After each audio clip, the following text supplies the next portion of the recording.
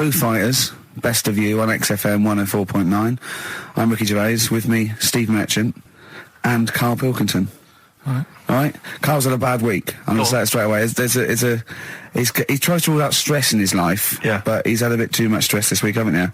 One, a phone call from his mum, stressed him a little bit. Right. Something he said in a magazine about his auntie. Came back to haunt him. Auntie Nora? Auntie Nora, yeah. Don't name her. No. Oh, she knows who she is. No. Okay, we won't name her, right? We just say it's the one who farted for 5 minutes, and as he saw a skirt when he was young, and I found it like a split tennis ball. So it could be any of me aunties. We're that coming up, and also a bloke in Times Online, Chris Campling, did a review of the show, right, and basically said that Karl Pilkington is a creation of Gervais and Merchant. Well, if only that were the case. He said he started off saying he liked the show. He was excited. Said it was a good show. A lot of the jokes. I'm already questioning his critical faculties. Yeah, exactly. And basically said that we didn't contribute much, or seemingly didn't seem to contribute much, and we couldn't sort of like ad lib or anything. We just laughed at, particularly me, laughed at Karl Pilkington, who was coming up with some, quite funny stuff. Right? But then he does a twist on it. He goes, but the thing is, we're the puppet masters. He's a created person. We've created the persona Karl Pilkington for our own amusement. Right. He bases this on simply that we talked about... What was it we talked about? The Chinese not aging well, and he heard him talk about that on my DVD. But clearly I say, Karl, remember when you were talking about that? It's a news, or remember in the week, and so he thinks it's all scripted now. Imagine if this show was scripted. I'd be ashamed. Yeah. If this show was scripted, I would send back the BAFTAs for the actual shows we've written, and I would say... I'm not having a go at Chris Campling. He's nice about our other work. He likes The Office, and he likes my stand-up and everything, and he likes the show, but he's saying... Because we're not spontaneous, we scripted this and invented Karl. So he's like, we've invented another Gareth. If we had created Karl, I would not have squandered a character that good on this poxy radio station. Absolutely. Also, does he know that we spend about 3 months on half an hour script? So how long does 2 hours of drivel? But the main thing is, as if this could be scripted, it's dreadful. It's shocking. Or maybe this is scripted. Hang on, you've lost me there. Let me just check the script. Maybe Chris Campling does not exist. Maybe I've made him up. I don't know what to believe. See, the name doesn't wash with me. What was his name? Chris Campling. Sounds odd. That's something that I made up, isn't Campling's it? almost like a joke. It's almost like a gay name, isn't it? Oh, he's a Campling. So I think this is scripted. Yeah. I think I've probably made this whole link up, and Karl is a creation. Campling, that's not a real name. No. I made it up. I should have come up with something better. Yeah. Sorry. Down to the River by Bruce Springsteen on XFM 104.9. So, that little fella in the Times thought Karl was just a puppet. We created him. He's an actor. What's his actor's name? Brent Hogwell. We got him from Spotlight. Brent Hogwell. This stupid, dopey Mancunian accent, he just puts that on every week. Yeah, exactly, yeah. Yeah, he speaks rather like Hugh Grant. Yeah. And we just got this whole world around him. We set a whole... What do you think about that? He had his head shaved, especially. Exactly, yeah. So, would he think that, maybe if he's looked online and seen me head, and he's noticed how round it is and that, does he think it's sort of been... morphed into that shape just for the show, just for 2 hours on a Saturday? Yeah. You spend 5 hours in prosthetic makeup like John Hurt in The Elephant Man. Everything about him was made up. Yeah. We created him, because I remember coming up with Auntie Nora. Oh, yeah. You said, Rick, we need another character. I said, what about giving him an Auntie Nora? Doesn't sound convincing, I said. Yeah, and you said, what is it about? I said, well, I don't know, she farted for 5 minutes and she's got a fanny like a split tennis ball. No one's going to believe that. Yeah. Oh, that brings us neatly... Well, let's put that to bed now. So, Chris Campling, honestly, we do not script this shambles of a show, and Karl Pilkington really is like this. If you want, you can meet him. I'd love to send Karl for a drink with Chris Campling. Can we do that? And then he'll eat his words. Chris, if you're listening, honestly, this isn't a stitch-up. As I say, I'm not having a go at you. It's a very well-written article. It's very, very fair. You're just complimenting him on his grammar. Yeah. It's a very well-written article. No, I'm saying we're not having a go. You've typed that beautifully. It's not like he snagged us off. I would just love him to meet Karl Pilkington. People in the street come up to me and say, is Karl like that? And I so want them to meet him. Yeah. Or maybe he can send in, if he's online, he can send send in 5 subjects for Karl to talk about that we couldn't possibly know about, just so he knows that we just really do throw things at Karl, and that drivel comes out. Imagine if it was scripted. But anyway, so Chris Campling, or anyone who knows Chris online, get him to email us and with 5 subjects that Karl can talk about. That's a good idea, isn't it, Karl? It is like I'm the elephant man the way I'm being treated now. Just sort of like... I scripted that. I wrote that joke last night. Are you sure? Or was it yours? I don't know. Karl enters and says, I'm like the elephant man. Hang on, let me just check the credits on the script. I'll tell you what though, Steve, that I found out about the elephant man when I was talking to Ricky. What? You know the only bit that was normal on him? Oh yeah, no, it was in the film. You know that bit in the film? I was watching it one day, it was on, and I said, look, your favourite film's on. And it came to the bit where he was being exhibited, and he was naked behind the screen to all the doctors. Go on, what did you say? And there's a bit where he goes, and strangely, the only thing that is normal are his genitals. They're untouched by this disease. They are totally normal. Right, what did you say? It's a bit annoying, isn't it? It's like the only bit that you'd want as an elephant. The only bit you'd want that was like an elephant. Yeah, no, yeah. I can see. And he said, and he got the head. So other stressful things. But so anyway, what's the Auntie Nora thing? Sorry, Auntie X. Auntie X. What did she? Yeah. Why is she upset? Well, he mentioned her in Zoo. He did this thing for Zoo magazine, and he mentioned about when he looked up her dress. She had by accident. Remember? You were going around looking up your elderly relatives' dresses in case they weren't wearing... For people who've not heard Karl talk about this in the past, just explain quickly again what we're talking about. Right. He didn't want to talk about it at all. When I was a kid, right, Auntie Nora used to come round. My auntie used to come round. As if there's any ambiguity now. Yeah. My auntie used to come round and stay, right? And I'm sat on the floor watching the telly, right?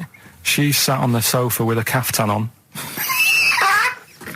I turn round, right, and it was there. It was looking at me, right. And we've mentioned this, and Ricky sort of said, "What did it look like?" And a split tennis ball came to mind. That's what we talked about, right? So anyway, Zoo magazine, when they did the interview, she's the one that used to put a valance on everything, isn't it? Well, not everything, obviously. So anyway, so I've done this. So you did an interview in Zoo? Yeah, and like they said, do you, again, it was like, do you plan stuff and do you worry about stuff when, after you've done the show, you're worried you've upset anyone? And, I was saying, really, I forget people are listening. And, we're just having a chat with mates and that. I said, but now and again, I do worry, when I'm on my way home from the show and that, and I'm thinking about what we've talked about. And I was saying, the Auntie Nora incident. Yeah. Incident? Like Watergate? Yeah. And anyway, so this was in there, right? And I was saying in the magazine, but I think I got away with it. She doesn't listen to the show, but, and I don't think she reads Zoo magazine, so... She's more of a nuts woman. Sure, yeah. So, anyway, so my mum calls up the other week, right? And she goes, wish you wouldn't, talk about Auntie Nora and that. And I was like, oh, so how do you know about that? She goes, well, one of your cousins have called us up and said they've read the article about it. So yeah, that's why we don't want to talk about it, really. So he stitched you up. Oh. So do you know what Auntie X is made of this? Do you know if she was upset or not? Well, she doesn't know about it. Because, maybe she's always thought it looked like a split tennis ball. Maybe you're just in sync, because you're relatives and stuff. Maybe she knew instantly. Even if you hadn't named her, she'd have thought, hang on, I farted for 5 minutes once. Yeah, that's not going to be ambiguous, is it? Be me. If you hear like someone who farted for 5 minutes and's got found like a split tennis ball, you're going to go, I wonder if he means me. Yeah. You're going to remember that. Auntie Jackie. It could be Auntie Jackie. Oh, God. And he got in trouble, last week when he was going to the wedding. Let's talk about that in a bit. Okay. Yeah. Cure? I love it. In Between Days, XFM 104.9, with Gervais, Steve Rush and Karl Pilkington. The Cure, In Between Days on XFM. So, Karl, you were going to a wedding last week. Was it last week or the week before? No, it was last Saturday, right? Yeah. And he said, looking forward to it. He went, no, it's going to be boring. Suzanne was listening, knows that the couple were taping the show, So she had to get in there before you, didn't she? She went up to him and said, look, when you're listening back to the show and he says it's going to be boring, he didn't mean you, he meant weddings in general. I love the fact she has to run around and clean up after him. It's great, isn't it? How was it? Do you not like weddings? You're not a fan of them? They're only good for the people involved, aren't they? What are you talking about? You're getting free food, free booze, free music? Yeah, but it's not. It's just all hanging about, and there's loads of people there you don't know. Absolutely, I agree. Do you know what I mean? You've got to make an effort. And, Yeah. And even the bit that was important, right, when they were getting married, right, there wasn't enough chairs because it was, you know, all the family gets the chairs, don't they? So I was sort of stood at the back. Stood at the back and that watching, and I couldn't hear what was going on because a woman was breastfeeding the baby. Oh! But what? How loud was this baby going away? You couldn't hear what was going on. So it was slurping and that, and she was like, I just thought, how hungry is it? Could it not have waited? Because you've all got to wait for the buffet or whatever That's later. the I know. But also just in this. Well, there was day and two, age- wasn't there? Why didn't you always... The only thing that annoys me with weddings is the gift. It's the gift thing. Because, like, you buy these gifts, right? You spend a little bit of money, maybe. You know, I like to be a little bit lavish if I go into a wedding. Oh.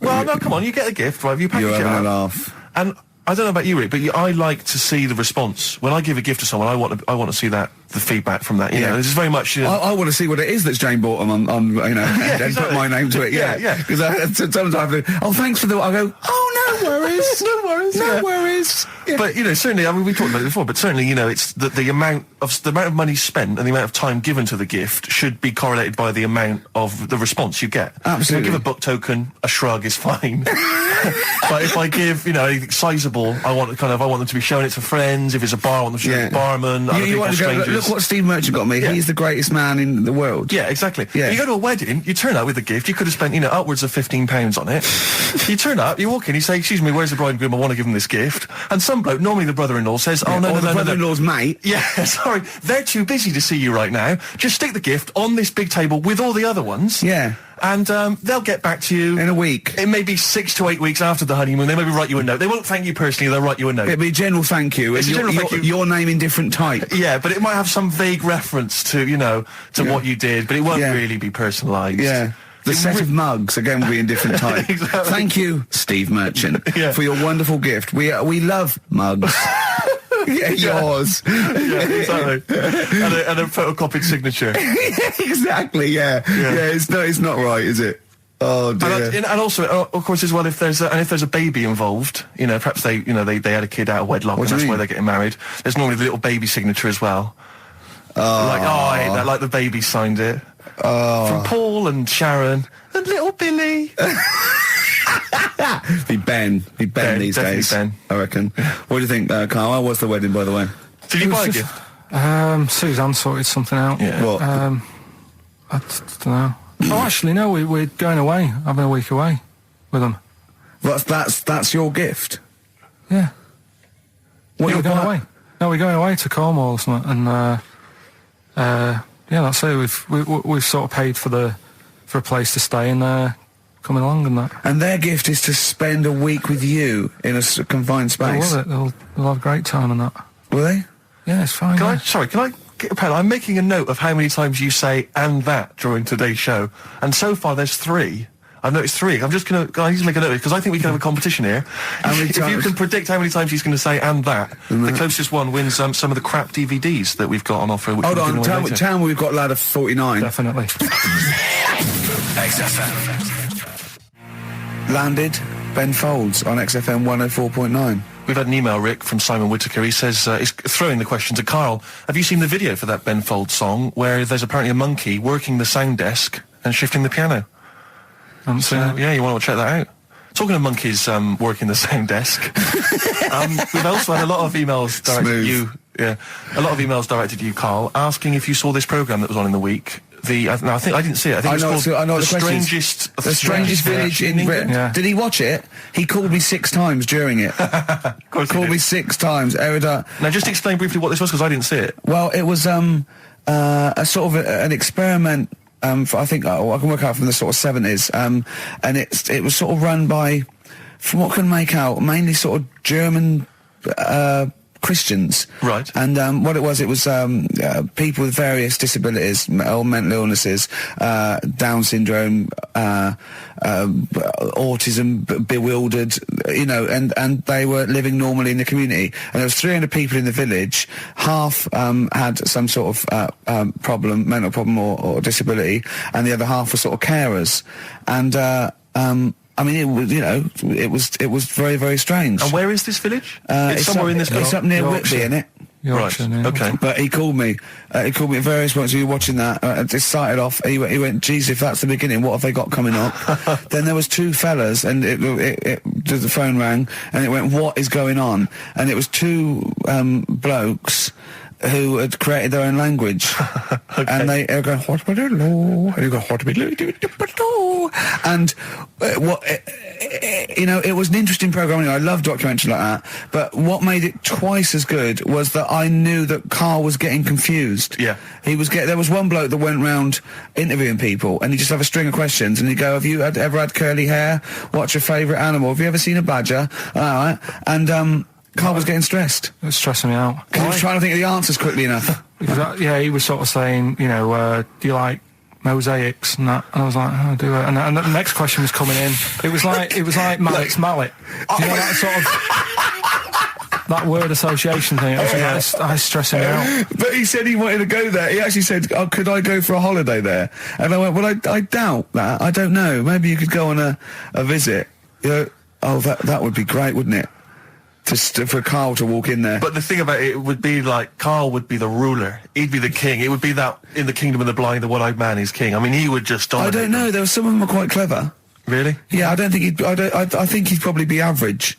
Yeah. I don't think he'd. Okay, he'd just blend in. No, I don't think he'd shine. Yeah. Because a lot of them were quite good at some things, weren't they? He didn't like the angry bloke who punched him. There was this really sort of sweet Down syndrome woman called Nan, and she hadn't hung her coat up, and this angry bloke was going, "If you don't hang your coat up, I will." And he punched her, didn't he? Yeah. And poor Nan got it in the neck from everyone. There was another woman bullying her, wasn't he? Yeah. But you like the little the little Down syndrome fellow with the woolly hat who was helping that woman. If I went there, he's the one who had sort of hunt down, so come on, let's go for a pint or something. Sure. But incidentally, do you like mosaics? We didn't establish that. He's still thinking about it. What was his name? That one that you liked, that you wanted to hang around with. What was his name? I can't remember. He was good. I liked him. He was nice, wasn't he? Yeah. He's the one that fell over, then proposed marriage to that woman, didn't he? Yeah. I remember. I was on a. I don't know if this is all right to talk about. I mean, it happened, so not worrying What's this about all right to talk about? Everything's all right to talk about. But I was on the train, right, coming from Manchester back to London, right? Yeah. And got on it. It was like a Friday night, and it was heaving, like the last train is and all that, and absolutely chocker. Right? Yeah. So I'm walking through the carriages, thinking, is he in his seats anyway? Anyway, everyone's like, it's heaving, right? It's people stood up in the doorways. You can't get in the toilet and all that. There's not going to be any chair knocking about.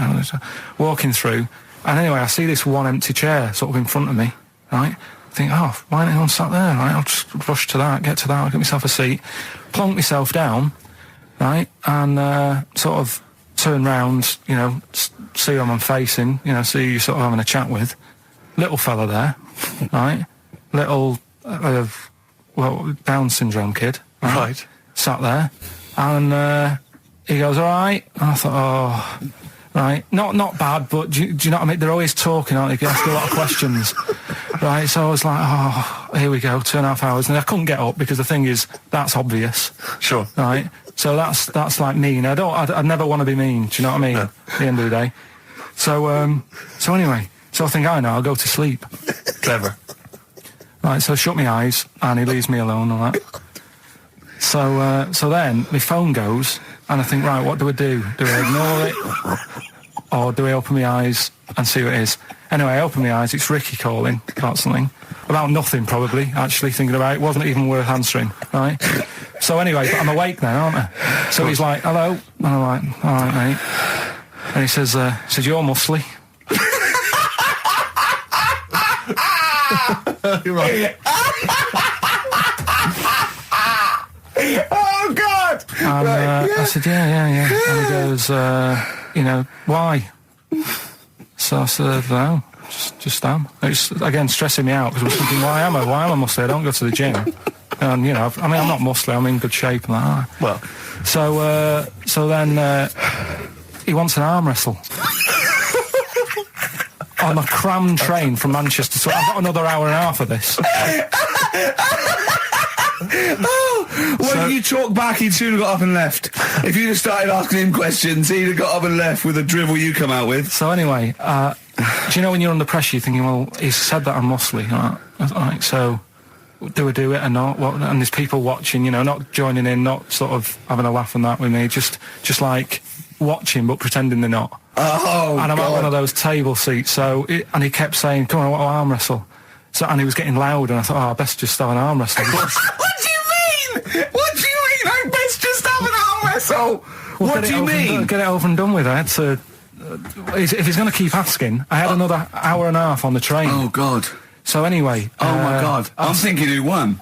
Well, I'm thinking, were people putting bets on? How was it working? It was stopped, and just as well, really. What do you mean it was stopped? Was it game? No, he was winning, I was struggling a bit, right? Yeah. And he was really, like, taking my arm down, and then he sort of let go and started laughing.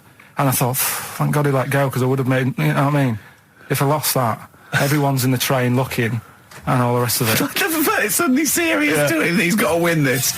Anyway, Pilkington. But then he just, then we were chatting about favourite food and that. He likes sausages. And I said, he said, do you like sausages? I said, yeah, they're all right. I like a bit of Chinese and that as well. And he was saying, I can't have Chinese. Not allowed Chinese. Why? Don't know. He just said, it's not allowed to have it. But yeah, I had a good long chat about stuff and that. But so you enjoyed it in the end? In the end, it was all right. Yeah, it's just. What do you expect? Okay. No, but it's that thing, isn't it? It's always whenever you're faced with something different, it's always awkward, isn't it? And that's the thing. You're talking about him now, are you? And I think I did all right, because everyone else was ignoring him, but I probably made his day pretty good. Yeah. We were a nice bloke. I like the idea that newlywed couple are probably thinking that's going to be a similar journey down to Cornwall. Rick, I know you like to occasionally share your musical tastes with the audience, and just talk about what you're raving about at the moment. But I can't get enough of this Bright Eyes album. I'm wide awake. It's morning. It's brilliant. Beautiful. It's beautiful. There's so many great tunes on there. It's one of those albums where it actually holds together as an album. You want to listen to it from the beginning to the end. It's dynamite stuff. I'd say go out and buy it. I recommend it to anyone. Talking of going out and buying stuff, Rick, remember? Well, you wouldn't know about that. Well, no. This is why I had to put out that appeal for free stuff, and we did mention that at the beginning of the first show. Yeah. Because, we don't tend to get sent a lot of the usual kind of treats that a lot of radio stations and radio DJs get sent. Certainly we never get sent music, Rick. I mean, we're probably one of the only DJs on this station that's allowed to play their own records. We're totally unplaylisted. No one ever sends us any records. I know, it's unbelievable. But we do get sent now, I'm pleased to say, some other stuff. And people are now beginning to see that, yes, if you do send us stuff, we will shamelessly plug it. We've just been sent the book of British hit singles and albums. That's proper the new gift. edition. A great gift. That is not a CD from an unknown band who pressed it in their garage. Yeah, exactly. That is not a, will you review this book I've done about the history of punk? That is a lovely... I could easily give that as a gift at Christmas time, and someone would think that... Now you're thinking. Exactly. You're thinking you've saved 25 quid there, aren't you? Easily. Well done. Well, look, I mean, it's a lovely day, and if anyone's thinking of having a barbecue, could I suggest a lovely Banrock Station wine? Okay. If you don't know about it, let me tell you about this. You know Tony Charlie, the manager of Banrock Station? Oh, yeah. Well, he comments, being an Australian wine brand, we are very much pro the outdoor way of life, enjoying a barbecue with a bottle of wine amongst friends. Here. I agree with Tony Charlie. Yeah. And it's a lovely, do they do both red and white wine? I think they do, but I mean, I love the full-bodied taste of the Banrock Red with maybe a fish dish. Absolutely. Although I've made an error. What am I doing drinking red with fish? Oh, come along. I'll tell you, if you've perhaps finished the barbecue, we've got some guests round, the night is, it's still a balmy evening, perhaps you'd care for some Hope and Greenwood confectionery. I would love some. What sort of things are involved in that? We've got some delicious chocolates from Hope and Greenwood. They do make, and as you can see here, there's a wonderful presentation box. That is lovely. So if, again, you need perhaps to take a gift to perhaps a wedding or, someone else's kind of barbecue party, then, I'd have thought a lovely bottle of Banrock Station and some Hope and Greenwood would be the ideal. And if you've got anything to shamelessly plug, we've only got 2 weeks left, so please send things that are worth it, things we can drink, eat, Please do send it in soon. XFM. The magic numbers, forever lost. I was taken unawares because I opened that thing, what is it? The confectionery? Well, we were sort of doing it ironically, like people getting shameless plugs by giving us stuff, but then I opened it, and it's brilliant. It is brilliant. It's all retro stuff. It's got a curly whirly, a fountain, sherbet fountain. I've just been eating a drumstick, but I didn't quite finish in time.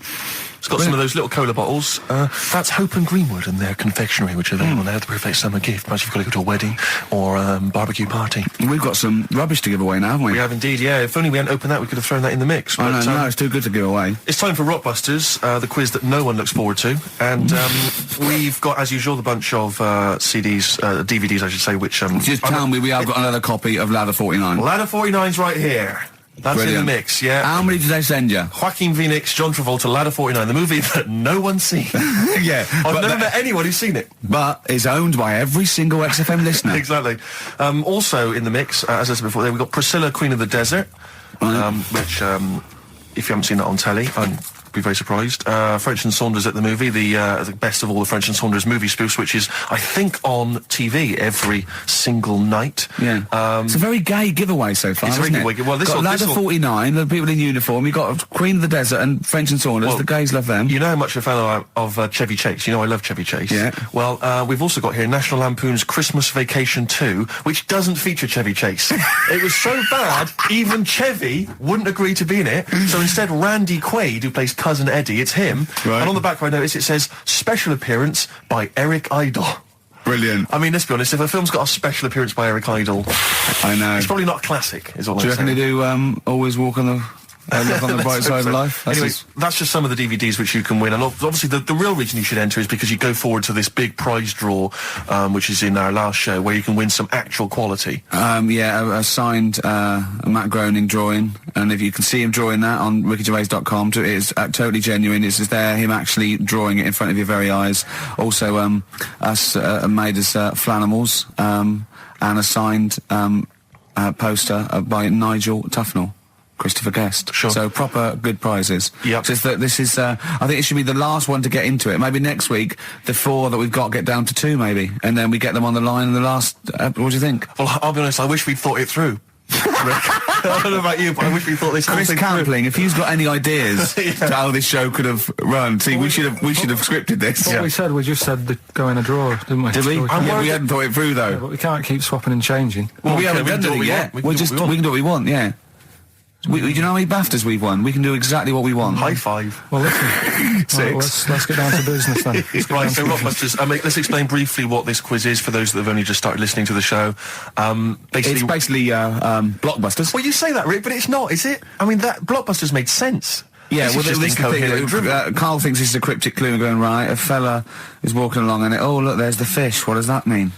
Trout swimmers. some, Well, of I them, mean, some of them are hard because they've dug some them all of them out. are hard because they don't make sense. No, but they've dug them all out because they're going to put them all on the website for people to play along with, and they came to me for the answers, and some of them are pretty tricky. I couldn't answer them.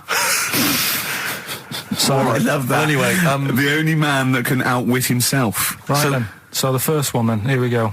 Why don't you borrow some land off Mr. Boardman or Mr. Laurel or Mr. Fletcher? All right?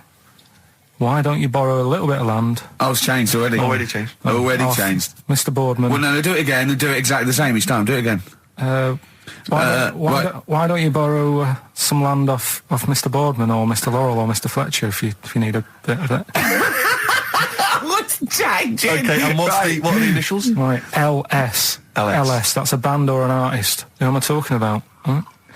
Right. Second one. I'm gonna. Jeez. I'm gonna. Sorry, he's got a sweet in his mouth. I'm gonna annoy those seabirds over there. Right. Right. I'm going to annoy those seabirds over there. Well, just those seabirds. It doesn't matter where they are. I'm gonna annoy them seabirds. I don't know what he's talking about anymore, Steve. Honestly. B is the initial. I love the fact that he was fascinated by the strangest village in Britain, but the stories he's told us about where he comes from, there's him going around with two fellas with big heads, webbed feet, a little pigeon-chested bloke, him on his grifter with Maggie pecking at him, his dad in a telephone box nicking groceries, and a horse in the house next door. I mean, how strange was his upbringing? And him hanging from his satchel. Unbelievable. There's Feel another free. woman who I remembered. Actually, I'll tell you later. Go on, Right. what? No, What? I'll Go on. tell you later about another woman who I remembered. What is, give us a I'll- come on, give us a teaser. It's just a woman who rode around on a 3-wheeled bike with her husband in a basket. Right, I'll tell you about it. Right, and the final You don't get clue. teasers like that on the radio That's a hell of station. a funeral service. Right, listen. Right, the final clue. What the Scouse fella said to the robber who he found in his house next to his vineyard. Oh, Jesus Christ. What? Again? Right, so what the Scouse fella said Right, this is going to be a pronunciation thing. to the robber he found in his house. Oh, God, which was I've next to lost his- the will to live. I want to get in that woman's basket on the street and just be driven round And for the rest of my life. the initials there, AW. AW. Who is it? All right. Well, Email in and that. should we have also on the text 83XFM? You can win Christmas First one to get National all Lampoon's three. Christmas Vacation 2 and Ladder 49. David Bowie? Yeah, watch that man. David Bowie, Watch That Man on XFM 104.9. Now, coming up, Steve, and listeners, so, I'm talking to them mainly. I'm not really, I'm talking to you and Karl, really. Yeah. But coming up, an old feature, Knob News. Oh, Knob News, the welcome return of Knob News. Yeah, and Monkey News is still there, isn't it? Yeah. Just briefly, you don't think you really gave that competition justice, did you, not handing out the email? No, let's just quickly whiz through the questions again. Yeah. John's texted in, by the way. He says, I never get any of the Rockbusters clues. Is this a good or a bad thing? Definitely a good thing. Definitely a good Definitely thing. a good thing. Yeah. Yeah. All other people do. Well, First one. Why don't you borrow a bit of land off Mr. Boardman or Mr. Laurel or even Mr. Fletcher? Right. LS. Second one. I'm going to annoy those seabirds. Right. B. And the last one.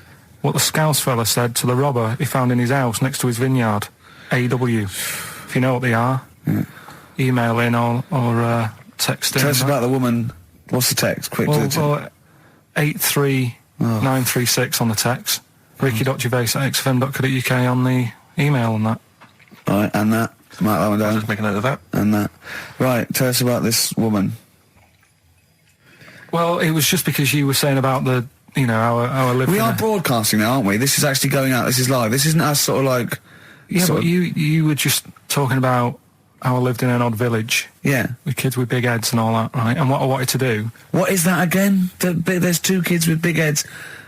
yeah, they just had sort of big heads and webbed hands and that. They went to my school, and when I spoke to my dad the other day, because I'm going to see my mum and dad tomorrow. Oh, yeah. So I said, have we got any school photographs with the big-headed kids in?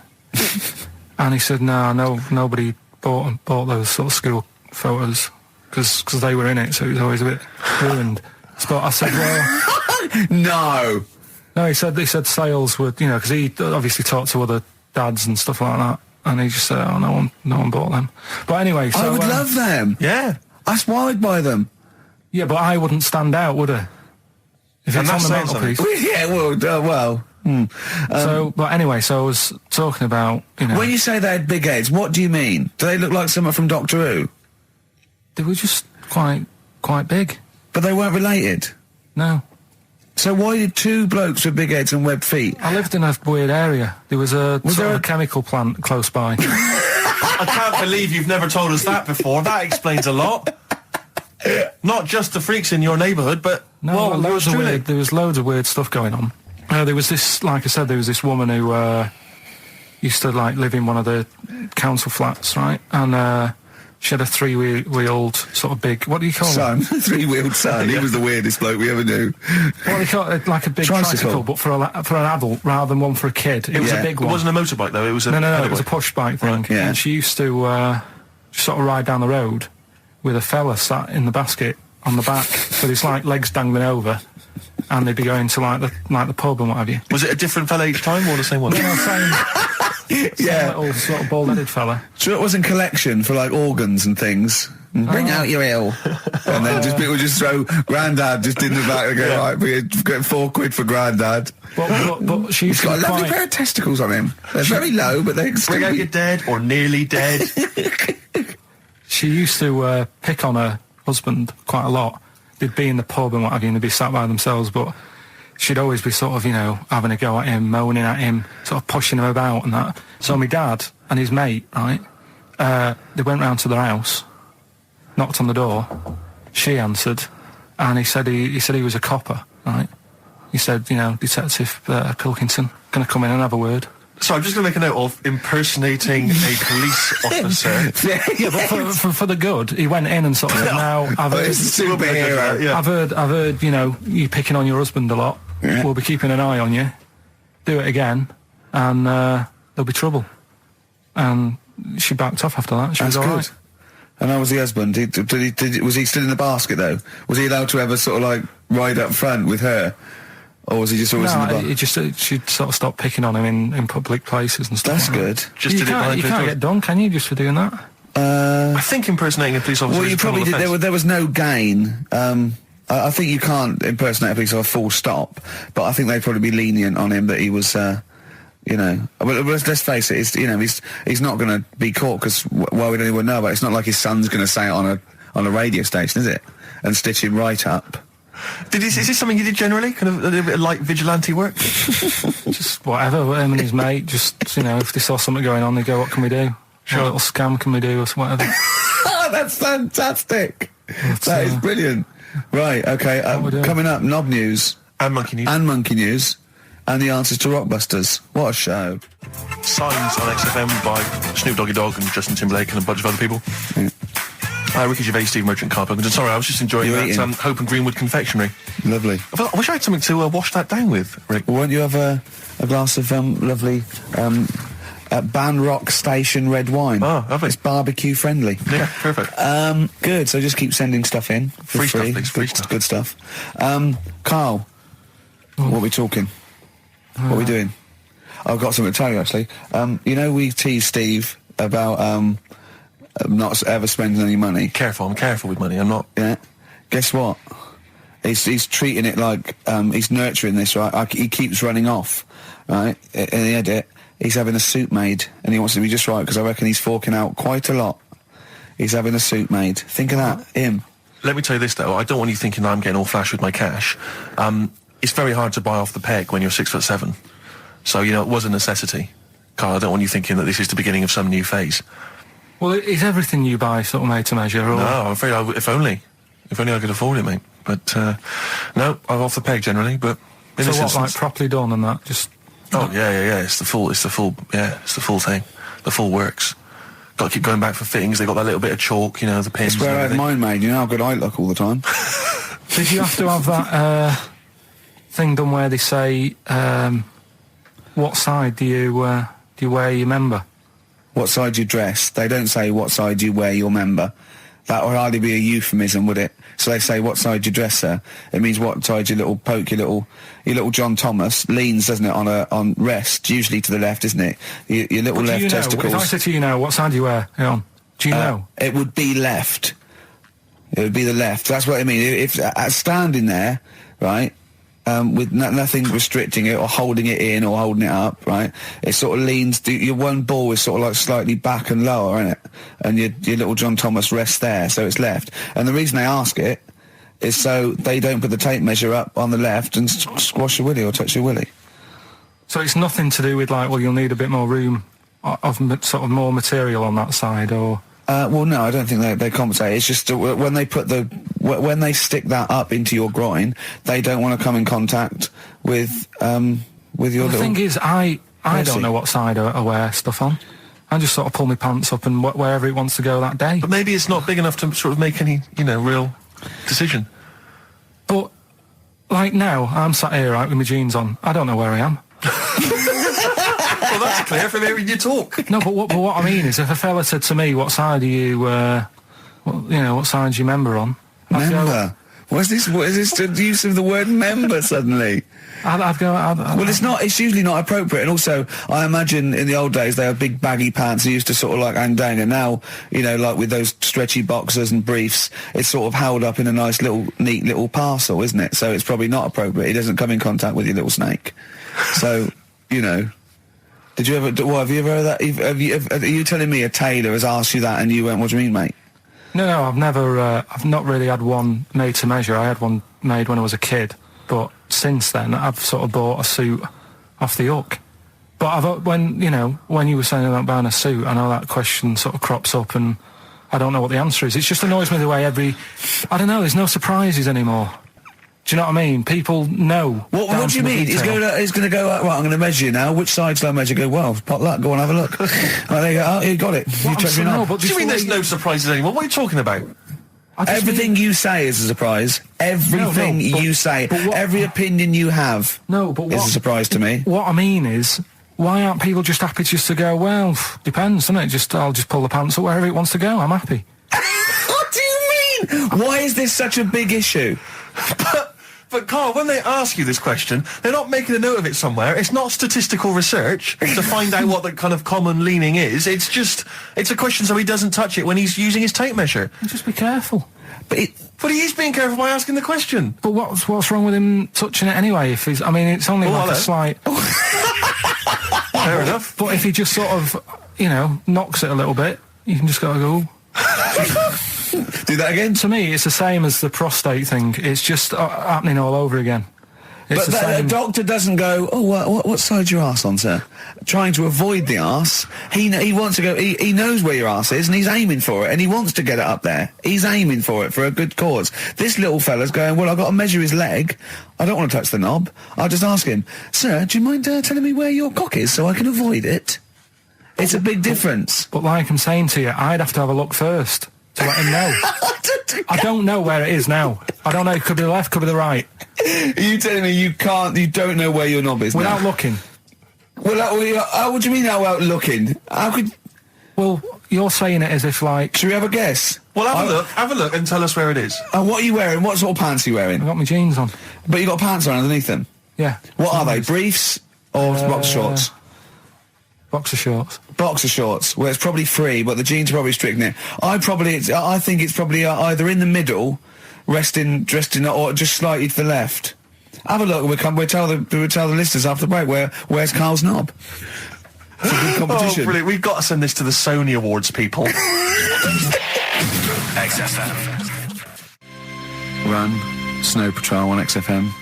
Well, big question. Where was Karl's knob?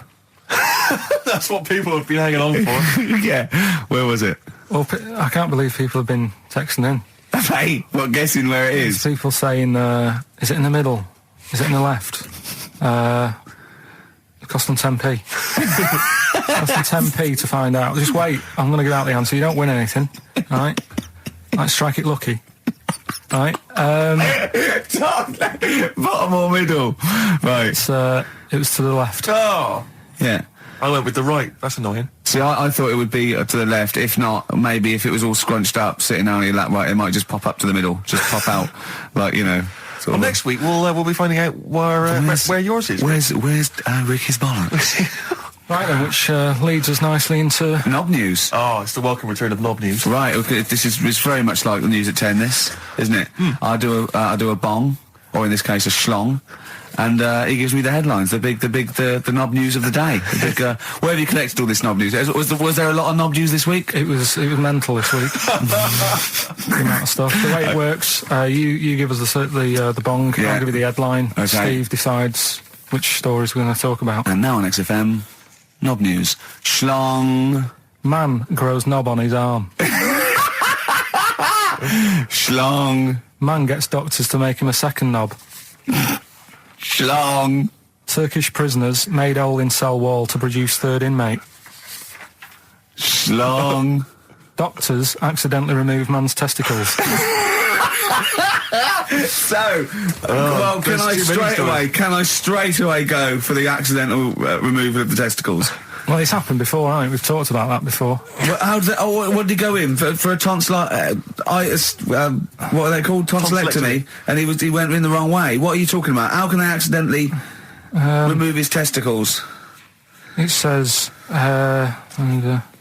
didn't look at his folder, and the doctor said to the fella, "Oh, we've removed your testicles and we wanted to take out your prostate gland." So that's what happened. There's the story. This is what I mean. That's why I don't like going to the doctors. It happens, doesn't it? Because all these sort of... it's when they say things like, oh, it's just, we do loads of these operations. That's when they're not concentrating. Brilliant. Do you know what I mean? When they say it's procedure, that's like having a boring job that you do every day when you're not going to be concentrating. I prefer them to go, this is a tricky one, this. I know what you mean. I sort of do know what you mean. People, you watch TV programmes about, like, you know, removing someone's second head or whatever, and there's like the best surgeons from all over the world. It's televised. They can't make a mistake. They can't go, we took his legs off by mistake. Whereas the fella who's having a prostate, it's like, oh, do you want to do it? I'm sick of doing that. Yeah. And they're probably doing a crossword whilst they're at it. Of course they are. I've seen that actually in operating theatres. They're doing a crossword. That's what I mean. Yeah. I was just examining some of the other knob news, Rick, a little bit more closely. Man gets doctors to make him a second penis. I'm sure we're all interested to know what happened there. Yeah. A German who persuaded doctors to give him a second penis has lost his wife after he showed her the result. Biker Michael Gruber lost his original penis in a motorbike accident, and doctors built him a second one using a mixture of skin, bone and other tissues. Bone? Apparently, the penis worked so well that he was even able to father a child with his wife Bianca. But Gruber was still not happy and asked doctors to repeat the operation and build him a better organ, to which they agreed. From his hospital bed, he said, I've got 2 penises, but no wife. I'm hoping when I get rid of one of the penises, I'll get her back. What do you mean? Sorry, he had 2 put on. What side does he wear? So he's had both. So he's had 3 then. Yeah. This is probably the thing that happened with Hitler when he had 1 ball, but he had 3 at one point, didn't he? So he just kept one in the other ball, gave his mum one, and kept the other one. Man grows penis on his arm. I mean, why people are constantly losing their penises around the world? I've no idea. But why? I didn't realise it was a bit. What do you mean why on the arm? It's just a graft, isn't it? Yeah, but put it on like your buttock or your side. Not, you can't wear a short sleeve shirt. Why do they've done that before? I don't understand it. Why not just graph it onto the side of your leg or something where it's high up, close to where it should be? I don't know. To get it used to the environment. Like when you were like released a duck into the wild. I've never understood that. If there's a doctor, again, you know, we had a doctor last time, if there's someone who can let us know why they put it on the arm. So they can keep an eye on it, presumably. He's not going to work with this knob on his arm. He's probably in a hospital bed and under examination. Right. So what do you think? They pop the knob on the arm, say, come back in 3 weeks. What do you do, by the way? I'm a mechanic. Keep the knob, keep the long sleeve shirt, because the blokes go, why have you got a knob on your arm, mate? What are you talking about? He doesn't go back to normal as a teacher. Sir, what is it, Simpkins? You got a knob on your arm. No, don't worry about that. Do your maths. What do you think this bloke's walking around with a big knob coming out of his arm? Why on the arm? So they can keep an eye on it. So it's not... But if he's in bed, just get him to not put any undies on or whatever and just have a little sly look at how it's going. Even in hospital, if you're in a shared, like, little hospital room, people going, oh, I've had heart problems, what's your problem? He's there with his arm out. He's got his knob out. Yeah, but I don't think it counts as indecent exposure when they're grafting a knob on your arm, sticking that up the bed. Imagine if he's driving, he's just got it out the window. People driving by. Yeah. At the end Is that bloke giving me the finger? At the end of the man grows penis on his arm story, it says, a Moscow surgeon said the man will be able to have sex in a few months. He said, women will never suspect. But what kind of a doctor talks like that? Yeah. I'll tell you, it's his cock now, seriously. The birds will never know. He'll be able to go berserk. Yeah. They'll never realise we grew it on his arm. That is unbelievable. Will he have a little scar on his arm, do you think? Yeah, I don't get it. Like I say, 83936 if there's a doctor out there. Or indeed if you've ever grown... Or a tailor. Making you a shirt. What side do you wear your cock on, sir? It's my left arm. What's this? Bit of stones? Yeah, beautiful. Lay it on me. Wild Horses by the Rolling Stones on XFM 104.9. Well, I think the listening public would have enjoyed knob news there. Oh. So, I mean, there was a lot of knob news this week. I was surprised. You know, I would have thought it would be hard sometimes to get knob news together, but... I would have thought it would have been part of a bigger news programme, but, I mean, I don't think we'd dedicate a whole sort of, like John Craven's news round. Yeah. A whole 5 minutes to knob-related news. Yeah. There was other news, was there, in the week at all? Karl, it wasn't just all knob-related, you didn't just research. No, they're the ones that sort of stand out. There was Christ on a crisp. Right, what's that? That's obviously a crisp that someone vaguely thinks looks a bit like Robert Powell. Yeah. Yeah, what a load of twaddle, yeah. There was a bloke who can blow up balloons using his ears. What do you mean? Look at him. Just, well, it's all connected, isn't it? That's, you're just redirecting it, aren't you? Pointless, though, isn't it? It is pointless. No, I'm sort of downplaying it like it's no big deal, but it is pretty impressive. It's not. When was the last time you blew up a balloon? Oh, I don't know. That's what I mean. It's not needed. It's not impressive. That's what I mean. That's why. But you could say that about any form of sort of like bizarre entertainment. I don't think you have to hang yourself from hooks, but a lot of people go and see Jim Rose Circus. I mean, I wouldn't. I don't see the... But would you go and see that? What, a man blowing up balloons did? No. If it was a mate of mine, I'd go, do that thing you can do. To a group of new friends, I go, all right, then I'll get on with it. To me, it's below an average card trick doing something like that. Apparently, though, he does make balloon animals with his penis, so... Which is pretty good, isn't blow it? him up with his ears. So. It's always a snake. Everything leads So back. it's a little snake. I go, yeah, well done. Back to Put it the away. news. Right, now listen then. What about another feature we'd like doing? What? Song with a story. Okay, he's been working on this, hasn't he? Yes, hasn't he? He's like a producer, isn't he? Yeah. But with a completely round head. Just saying that, you were saying I don't like music, but I'm saying I do if I can hear what they're singing about, and there's a reason to sort of listen to it. Have you turned into 50s dad? What is this? No, but it's like, it's nice to have a song where you go, I can't turn it off because I need to know how it ends. You know what I mean? It's like a mini... Great. It's like a mini film. a He little can't mini film. sit through a film unless it's got a grotesque in it. He can watch The Elephant Man because he's getting a glimpse of this. He's waiting to see the bloke's face. That's all he's waiting for, right? And so 3 minutes is about as much as you can maintain his... Well, last week we did Babushka. yeah. That woman dressing up, sort of tricking her husband, and it sort of backfires and that. Don't know how it ended properly. I don't know if they split up or whatever. But this week... There's no follow-up. Kate Bush isn't now penning the sequel. Right, go on then. So what's this week? Pinball Wizard. Right, okay, what's the story there? It's about this sort of deaf, dumb and blind kid Right. who's good at pinball. That's it. So I don't believe he would be good at pinball.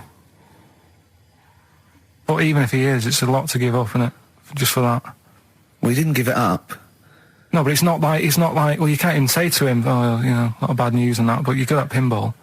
It's just a bit rubbish. I mean, does he even know he's playing pinball? Is what I'm saying. Do you know what I mean? And it's not hard, it's just moving the thing, no, just hitting the buttons hard. Yeah. It's not like, if he was good at Pac-Man or something, you go, oh, yeah. But It wouldn't scan, would it? Well, I mean, what were they thinking of? What were the Who thinking of when they wrote this? well, let's have a listen to it. But, you see, now being He's a deaf, Pac-Man wizard. it kind of works. Yeah. He's deaf, dumb and blind, though. Yeah, That's pretty grim, isn't it? it's rubbish, isn't it? Well, don't say that. Oh, that's all right. I can't hear you. No, but it is like, it's just the worst, isn't it? I can't imagine what that would be like. It's pointless. Like being a tapeworm or something, isn't it? It's just... No, but what I'm saying is, what sort of a life is that? It's horrible. It is a bit like being one of those creatures deep in the ocean. Well, look, can I just answer your questions? It must be terrible. Yeah, that's what I'm saying. Yeah. Job done. But would you want a song about it? And, he's good at pinball. But it's not a real person. You were getting onto the realms of Well, let's people with have a disabilities. listen. But he is not a bloke that existed they sang a song about. Well, listen to it. Anyway, Well, it's not a true story. I don't need to listen to let's it. have a listen. Oh, okay. Pinball Wizard by The Who. A little song with a story there about a little deaf, dumb and blind kid. Thoughts, Karl? I just, it's depressing, like I say. I don't know why. Is he enjoying playing the game? I don't know, let's get Pete Townsend on the phone. Karl, what are you talking about? I'm just trying to Listen to the lyrics, right? Deaf, dumb, blind kid. He can't hear no bells and bells. He can't see any flashing lights. He plays by sense of smell. Now, I'm pretty sure that isn't a scientific document Pete Townsend is reading out there when he wrote this song. He's making it up. But the thing is, with all songs or stories, there's got to be a little bit of realism to it. What do you know what I mean? Why bother putting money in it? Just let him hit the buttons if he's happy. That's true. That's a fair point. That is a fair point. That is a fair point. Yeah. That is great. Yeah, well, I think you've made Daltrey and Entwistle and the whole crew look fools. Yeah, they won't get fooled again. Yeah. Nice. I mean, of all the things, I mean, it is horrible. We're not, like, having a go. This is what I always worry about when we play. But at the end of the day, that's what he's singing about, so we're not having a go. No. And it's not a real person. It doesn't really exist. I say again, it's a fictional person playing pinball and always getting a replay. Okay? This fella's saying that he's good at pinball. He's played from Surrey to Bromley, but if this little deaf and blind kid, he can't believe it. He cannot believe it. If you had to lose something, Steve, right? It wouldn't be money. That's true enough. Your sight or your ears. What? That's too much. I can't decide. That's too painful. Sight or your ears? What about you? Intuitively, it would be hearing, because I couldn't... No, I think it's got to be sight for me. Yeah. Well, you're always together, so that's all right.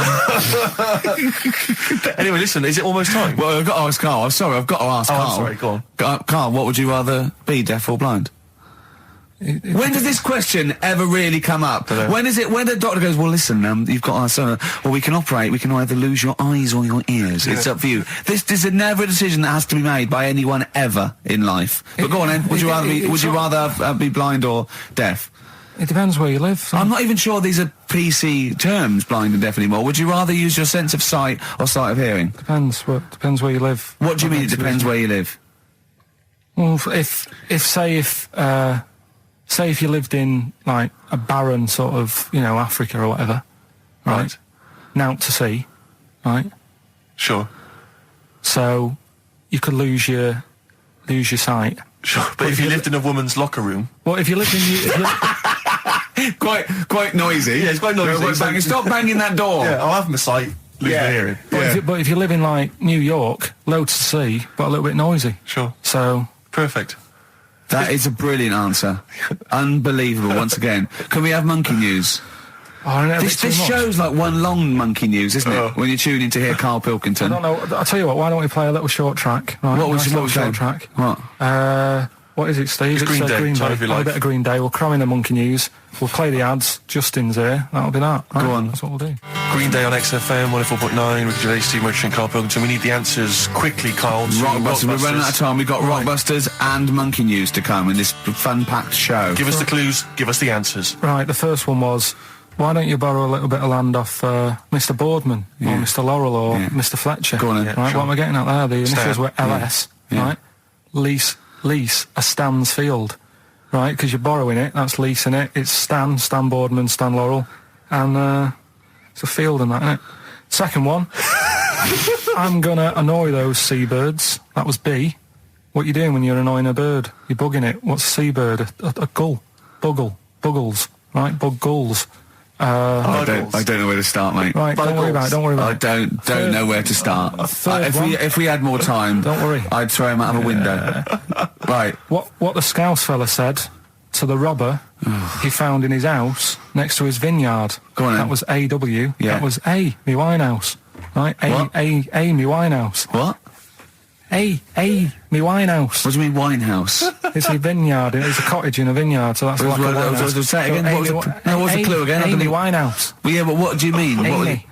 Why is he saying? Why is it a robber? Because the robber's getting in, and he's sort of saying, "Hey." But what's the robber got to do with it? Why is it just a normal bloke? I don't say. Why is he saying that? Amy Winehouse. Why is he saying that? He's saying to him, "Hey, get out." Well, no, you didn't say, no. Sorry, her name isn't A. Get Out Me Winehouse. Her name is. Her name isn't A. Get Out Me Winehouse. Gavin Thompson got them all right. He's in Edinburgh, so he's winning ladder 49, and that's safe. That's on the way. And he's going into the prize draw to win those. This better be a good monkey news, Karl. That's all I can say, because that was drivel. Amy Winehouse. Play the jingle.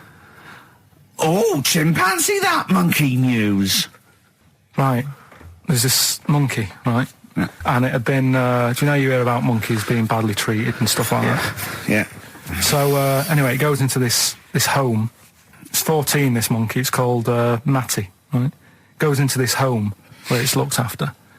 What do you mean home? Just like, just a little monkey home, right? Okay, so zoo. Yeah, kind of, yeah, but they haven't got any other monkeys there, right? What have they got there? They've got just other animals and that, but not that many monkeys. But anyway, because he's there on his own, again, you know... When you say monkey, do you mean a chimpanzee, by the way? Because you usually do. Yeah. I can't believe that journalist thought this was scripted. Amazing. So anyway, yeah. So he gets sort of pally with the people working there and that, and it's smoking fags, it's having a drink at night and all this, right? What do you mean it's having a drink at night? How? It's all here, Steve. I mean, we haven't really got time, but Well, you know, don't say it's all here like it's proof. You've got another stupid story that someone has put onto the internet. Someone sitting at home in their bedroom has put onto the internet. So he's having a fag, he's drinking a lovely glass of Bang Rock Station. Yeah, the wine that's perfect for a barbecue. Yeah. Anyway, it's loving life. It's forgetting about its past and everything, right? When this other monkey comes along, Oh no. Trouble's brewing. Go on. right? That comes in. Something said. Right, forget it then. Forget it. No, forget it. XFM. I'm Ricky Gervais, with me Stephen Merchant and Karl Pilkington, our producer. Right. In inverted commas, heat put. Yeah. They know. How you doing, all right, Karl? Yeah, didn't they also write something about me bald round head? Yes, perfectly round little bald man head, they said, so... Because you need to know that when you listen to the radio and that. Really matters what my hair's doing. Your hair, have you given it a little sort of polish? Because you look like a cue ball at the moment, and you've had a shave in it. I've never seen such a round head. It actually looks like a plate with ears. Yeah, well, for those that have never seen Karl, I actually, if you remember, I think he looks a little bit like Mr. Spoon from Button Moon. He does. If you've ever seen that show, and also he looks like, you know when they say they find with a little 4-foot human and it's actually 500,000 years old and they give it a name and it's the first, Australopithecus into. Right? He looks like one of them as well. Perfectly round little. He is the missing link. He looks half human, half monkey. Because he's got a slight slouch as well. So Yeah, it's I know, like yeah. those pictures where you see it going from an ape to a man. He's one of those in the middle. Yeah, and of course his monkey hands, his hairy little wrist to those skinny little things that he can get oranges out of holes with, and it's unbelievable. Why are you so all shaved and polished and everything? Got a wedding. What? Got to go to a wedding today, so thought I'd, clean myself up a bit. Yeah. Shouldn't you be wearing a suit or something? No, I'll go home and put something on. Oh, okay. But Suzanne said, make an effort. I sort of had a shave and that, and then I came out of the bathroom. She said, "Oh, your head looks a bit sort of eggish." She's right. She always worries about when I have a shave because I just, That's your girlfriend, Karl. I know. Saying that. Just think. So don't worry about Heat saying it. Funny thing is, it's Boyd Hilton, I think, of Heat that wrote it. And he's got a little bald head. Yeah, no, don't slag him off. Yeah, but on the end of his review, does it say, written by Baldy Boyd? No, because it doesn't matter. It's a magazine. Don't worry about it. Looking forward to the wedding? A bit boring, isn't it? But you got to do it. They're probably listening. Should we do a shot? No, it'll be a great day for them, but I know what will happen. Suzanne will see, all the fuss and that, and then she'll get ideas, and I'll have to let her down and all that. Why is it you don't want to get married again? I always forget. It's just... Who's it for at the end of the day? I've been with Suzanne for 11 years, right? Sure. We're happy. Well, I am. That's what counts. You're never happy. I am. I'm all right. Yeah, I know you're happy with Suzanne and everything, but apart from that, you're never happy. You are the most grumpy, moany thing in the world. I mean, I get annoyed, but I'm always happy. I was annoyed here. I was happy coming here, but there was a bloke behind me walking and scuffing his feet. He had a pair of those stupid skulls on, and he was clicking and scuffing. Wear some shoes. You don't have to click. Pick your feet up. Flip-flops annoy me. But I'm happy. I'm just annoyed. You are just like, oh, the world's on me. It's rubbish, this. I know the world's great. It's just sometimes people annoy me by being there, But Steve said I should be locked in one of those towers that princesses used to be locked in fairy tales, because everything annoys me. But you're grumpy. I'm not. I'm all right. It was a great day, wasn't it? Brilliant round of golf, absolutely brilliant. Such a beautiful place in Stoke Poges, it's like a really posh place. And are you a good golf player? Well, we'll get to that. Oh, okay. Wow, he bought the shoes especially for it. Oh, I'd love to have seen him in those little shoes. I know, and they were no good because they were metal spikes. We had to change them. He was annoyed straight away. He spent over £22 on these golf shoes. We hired a buggy. that was brilliant fun. I was bombing along, wasn't I? I don't drive, but I just, it was great on that buggy. Well, you've been on a buggy with me and you were a bit scared. Yeah. What I nearly killed us once. I was just taking banks and things, but you don't see sort of bunkers, and he'd scream and go, stop! And he'd put his foot down the brake, and then I reversed. At one point, he sort of did a handbrake turn next to the lake, and then we had to reverse, right? And you know, you just flick a switch and put your foot down. He did that without looking. I looked behind, there's a big oak tree there. He screams, watch the tree, right? So Dukes of Hazzard. and I kept jumping in and leaving him behind because I had to go to my ball. Because anyway, so the first shot, I got on the driver. I honestly did one of the best shots I've ever done. It went straight down. It was great. I thought, phew, got away with that because it's always the first one because it's a clubhouse and you want to look good. Yeah. So. He tees up, and I've been saying, buy some balls. He just got 6 balls. I was going, what if you lose me? I won't lose 6 balls, right? He tees up, right? Whacks it. It goes miles, like right angles, straight into these the woods, right? He turns around, he goes, go and buy some more balls. So I'm laughing because it's like impolite to laugh, but he broke the ice for me, and I was falling around. And then his second shot, I go, you know, you're off for 3 now. If you take another shot, he went, oh, right. So it's his third shot. He puts the ball down. He hits the ground before it and misses the ball altogether. And I was on my back, wasn't I?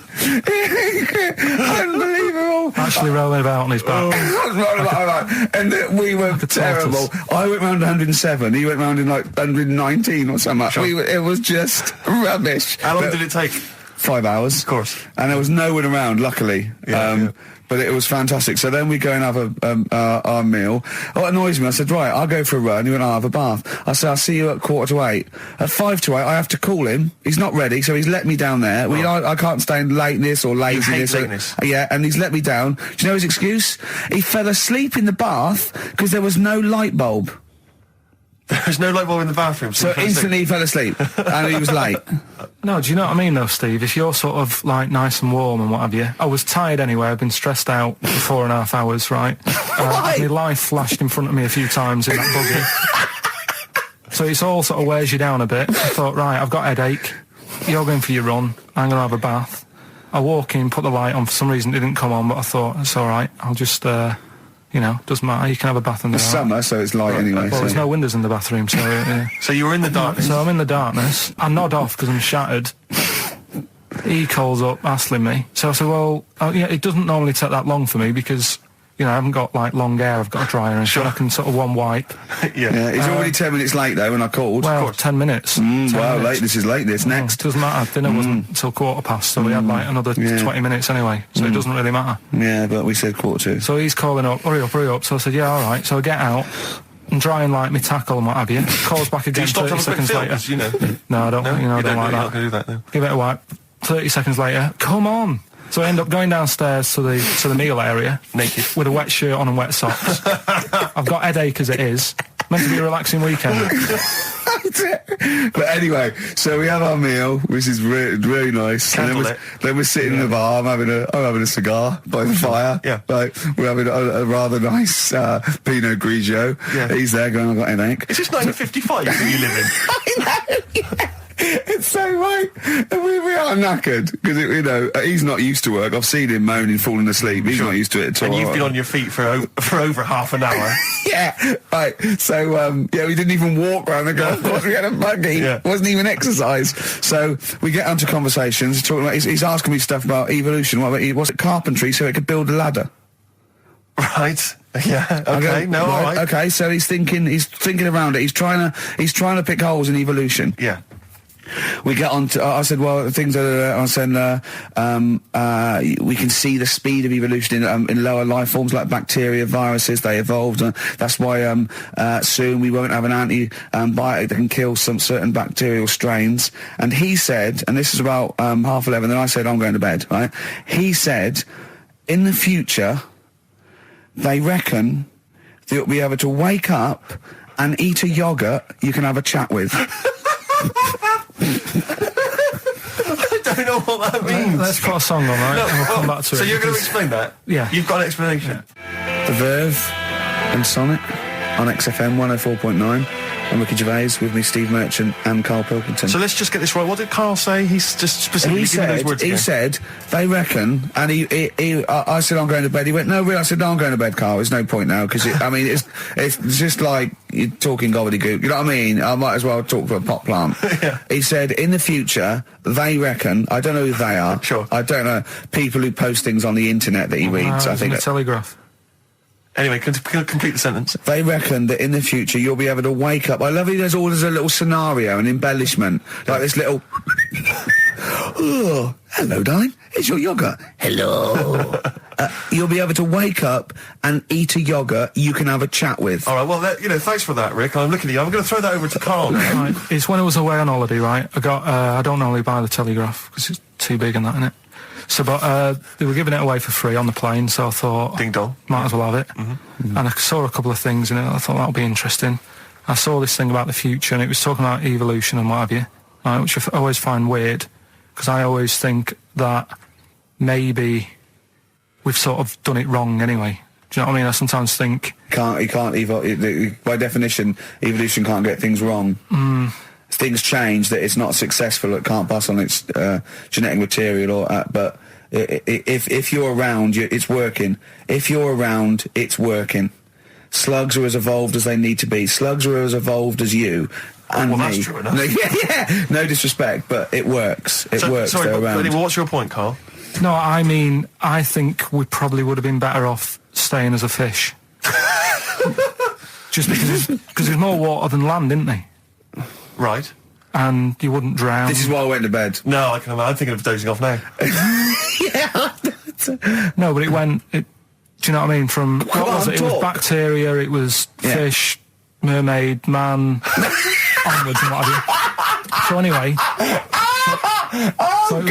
Oh God! No, there are a few knowledge gaps in your theory of evolution. All right, you generally got it right though. So yeah, I mean, basically, yeah, it went bacteria, fish, mermaid, man. What's next is the big question.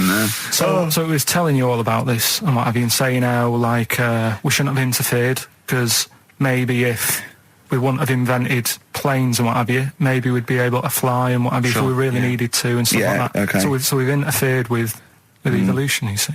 Right. Well, then it was saying, well, what's the future got? Well, yes, in one way we have interfered with evolution. Yeah, the evolution of the human being in society is changing. It's no longer based on the strongest or the fittest, because medical science can keep us alive long enough. People can pass on their genetic material where without this civilization they wouldn't have been able to. So yeah, there are different parameters, there are different pressures, there are different things that say whether we're going to pass on our genetic material or not. Okay, so in that sense you're right. And that, Rick, as far as I'm aware, has led to a yogurt that you can eat and have a conversation with. So this is what it was saying. It was just saying, you know, we're living in mad times and that. You know, there's a lot of weird stuff going on. One of which is... And the fellow was just saying, you know, with computers and stuff like that, the way it is, we'll be able to wake up... Go on. Have a chat with your yogurt and have something to eat. What do you mean, have a chat with your yogurt? Because of the amount of... I mean, you have them yogurts already, those friendly yogurts. Those bacteria-friendly ones, so this is just a really friendly one. Yeah, they don't... Oh, God! I'm my best! Do you know what, sometimes, Karl, I think that we're having a chat with a yogurt. Do you know what I mean? There can't be any difference. Yeah, but then I'm always reminded that would be more entertaining. That would be more informative. And we just had a text here that says, and I don't know what truth there is in this, as ever, but John says there is apparently a nude bike ride today in Hyde Park. Now, I can't believe that's the case, because I don't think it's allowed, is it? You can't ride around with your veg, can you? I don't know. Why would you want to? Well, good point. On a bike. On a bike, I love the fact that that's what disgusts him. Do you know what? If we did appeal for a nudist to call in, I'd want a very specific sort. I want a German nudist, a middle-aged man called Helmut. Okay. If there is any, or the closest one to it. So I want a middle-aged man from Germany. If your name is Helmut, you're in. But I'll accept hands. Karl would be good, wouldn't it? All right. Yeah. I think I'm wondering if the age might. Maybe we could we broaden that Okay, a just bit? a German nudist bloke. Right. Could he at least be fat? Can I find a fat German fella? If your name's Helmut, we're going to give you a big prize. Yeah. But, you know, any fat German fella who likes to get his sausage out. Sure. Okay? It's sauerkraut. Yeah. What's the phone number? 0871 222 1049. It'd be good just to get an email or a text or with a contact on it, and then I can just call them up in the week. Sure. And 83936 is the text number. I don't know what our audience demographic pans out like, Rick, but I'm suspecting that's probably a fairly small fraction of our listenership. I know, but, you know, there must be someone out there, if you know a fat German who likes to get his tackle out, phones are going.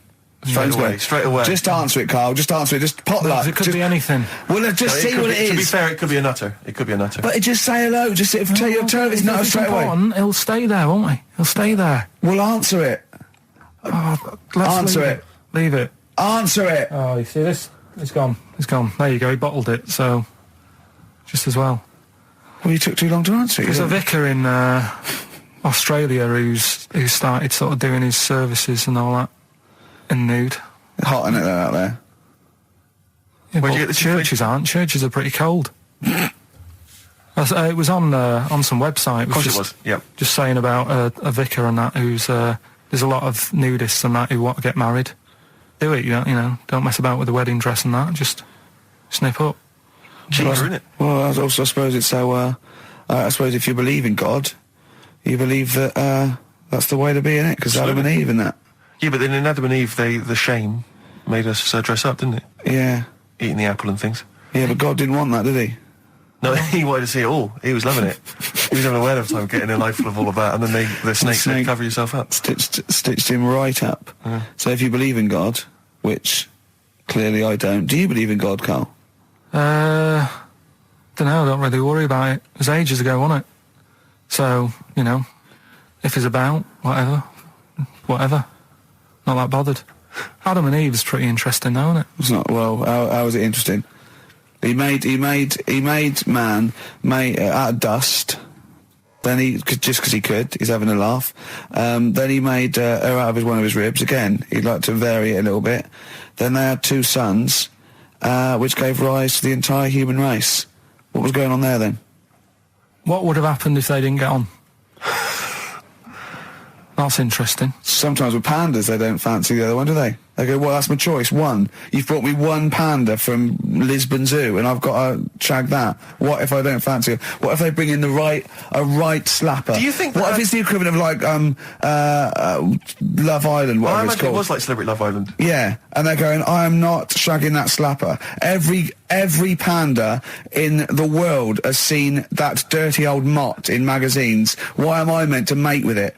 I've got some dignity. Are you talking about Adam there or Panda? Was that... either is fine, I suppose. No, bad do you think pandas. that Adam had any say? When God was making Eve, was he saying, can make the boobs a bit bigger, would you? And then... I'm a blonde guy, I'm into blondes, really. I mean, I don't know, did he have any input, or was it just... I don't know. Well, I suppose it was one of his ribs. I know, but it's probably restricted. You go, well, I'm working with a rib, Adam. Give me a break. There's only so many things I can do. Well, he was probably in kind of intensive care, wasn't he? With the whole. They go, well, I can't just keep making the boobs and things bigger because their legs will get shorter. I don't mind short legs. Yeah, make the legs longer. I don't mind no legs. I don't mind no legs. As long as the boobs are sizable. I tell you what's weird though, Steve. Right? Everyone's heard of like Adam and Eve. Yeah. What's the surname? Yeah, where'd they get their post from? Unbelievable. An email from Suzanne talking about your tea that night. Was Suzanne out on Wednesday night?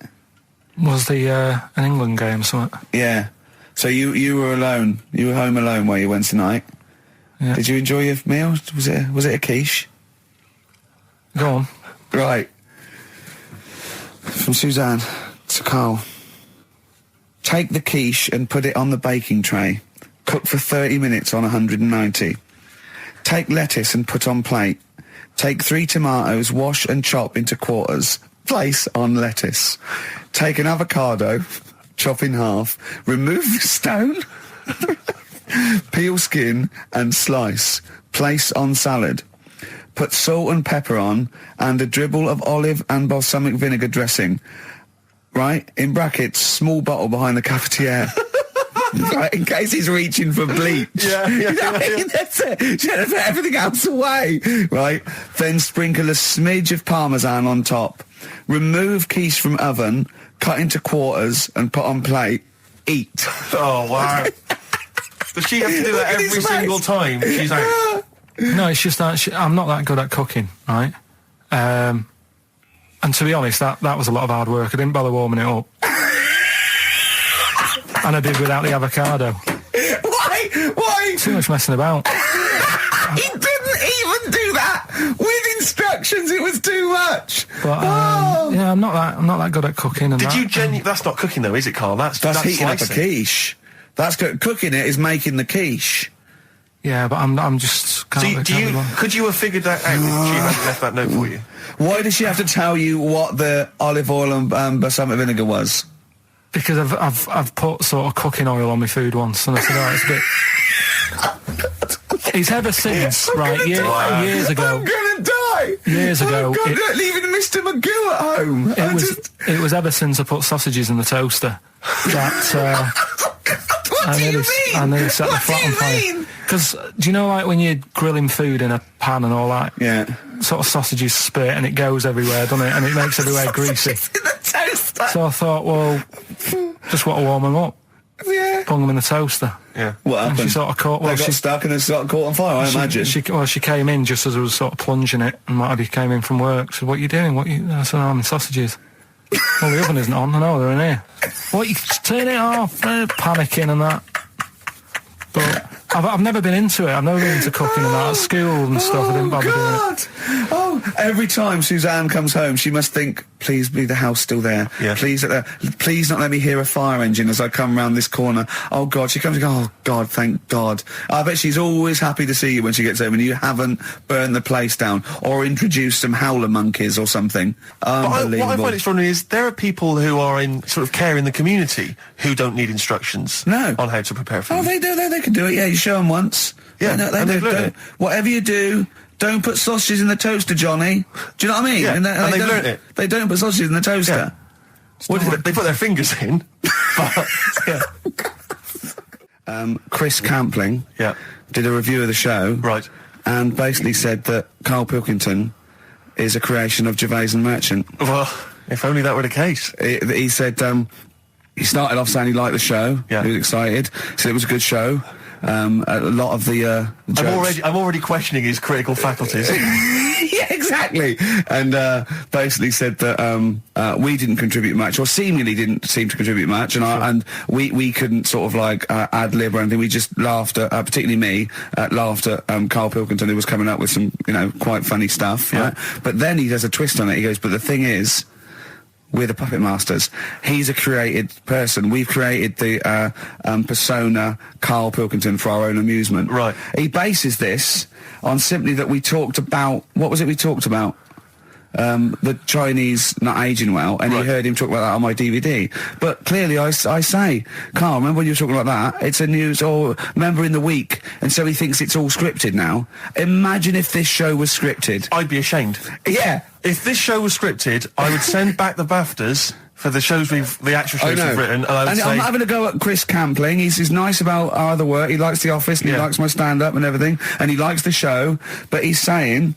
Because we're not spontaneous, we scripted this and invented Karl. So he's like, we've invented another Gareth. If we had created Karl, I would not have squandered a character that good on this poxy radio station. Absolutely. Also, does he know that we spend about 3 months on half an hour script? So how long does 2 hours of drivel? But the main thing is, as if this could be scripted, it's dreadful. It's shocking.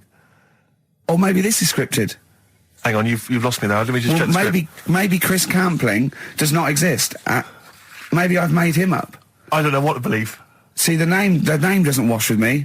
What was his name? Chris Campling. Sounds odd. That's something that I made up, isn't it? Campling's almost like a joke. It's almost like a gay name, isn't it? Oh, he's a Campling. See, I think this is scripted. Yeah. I think I've probably made this whole link up, and Karl is a creation.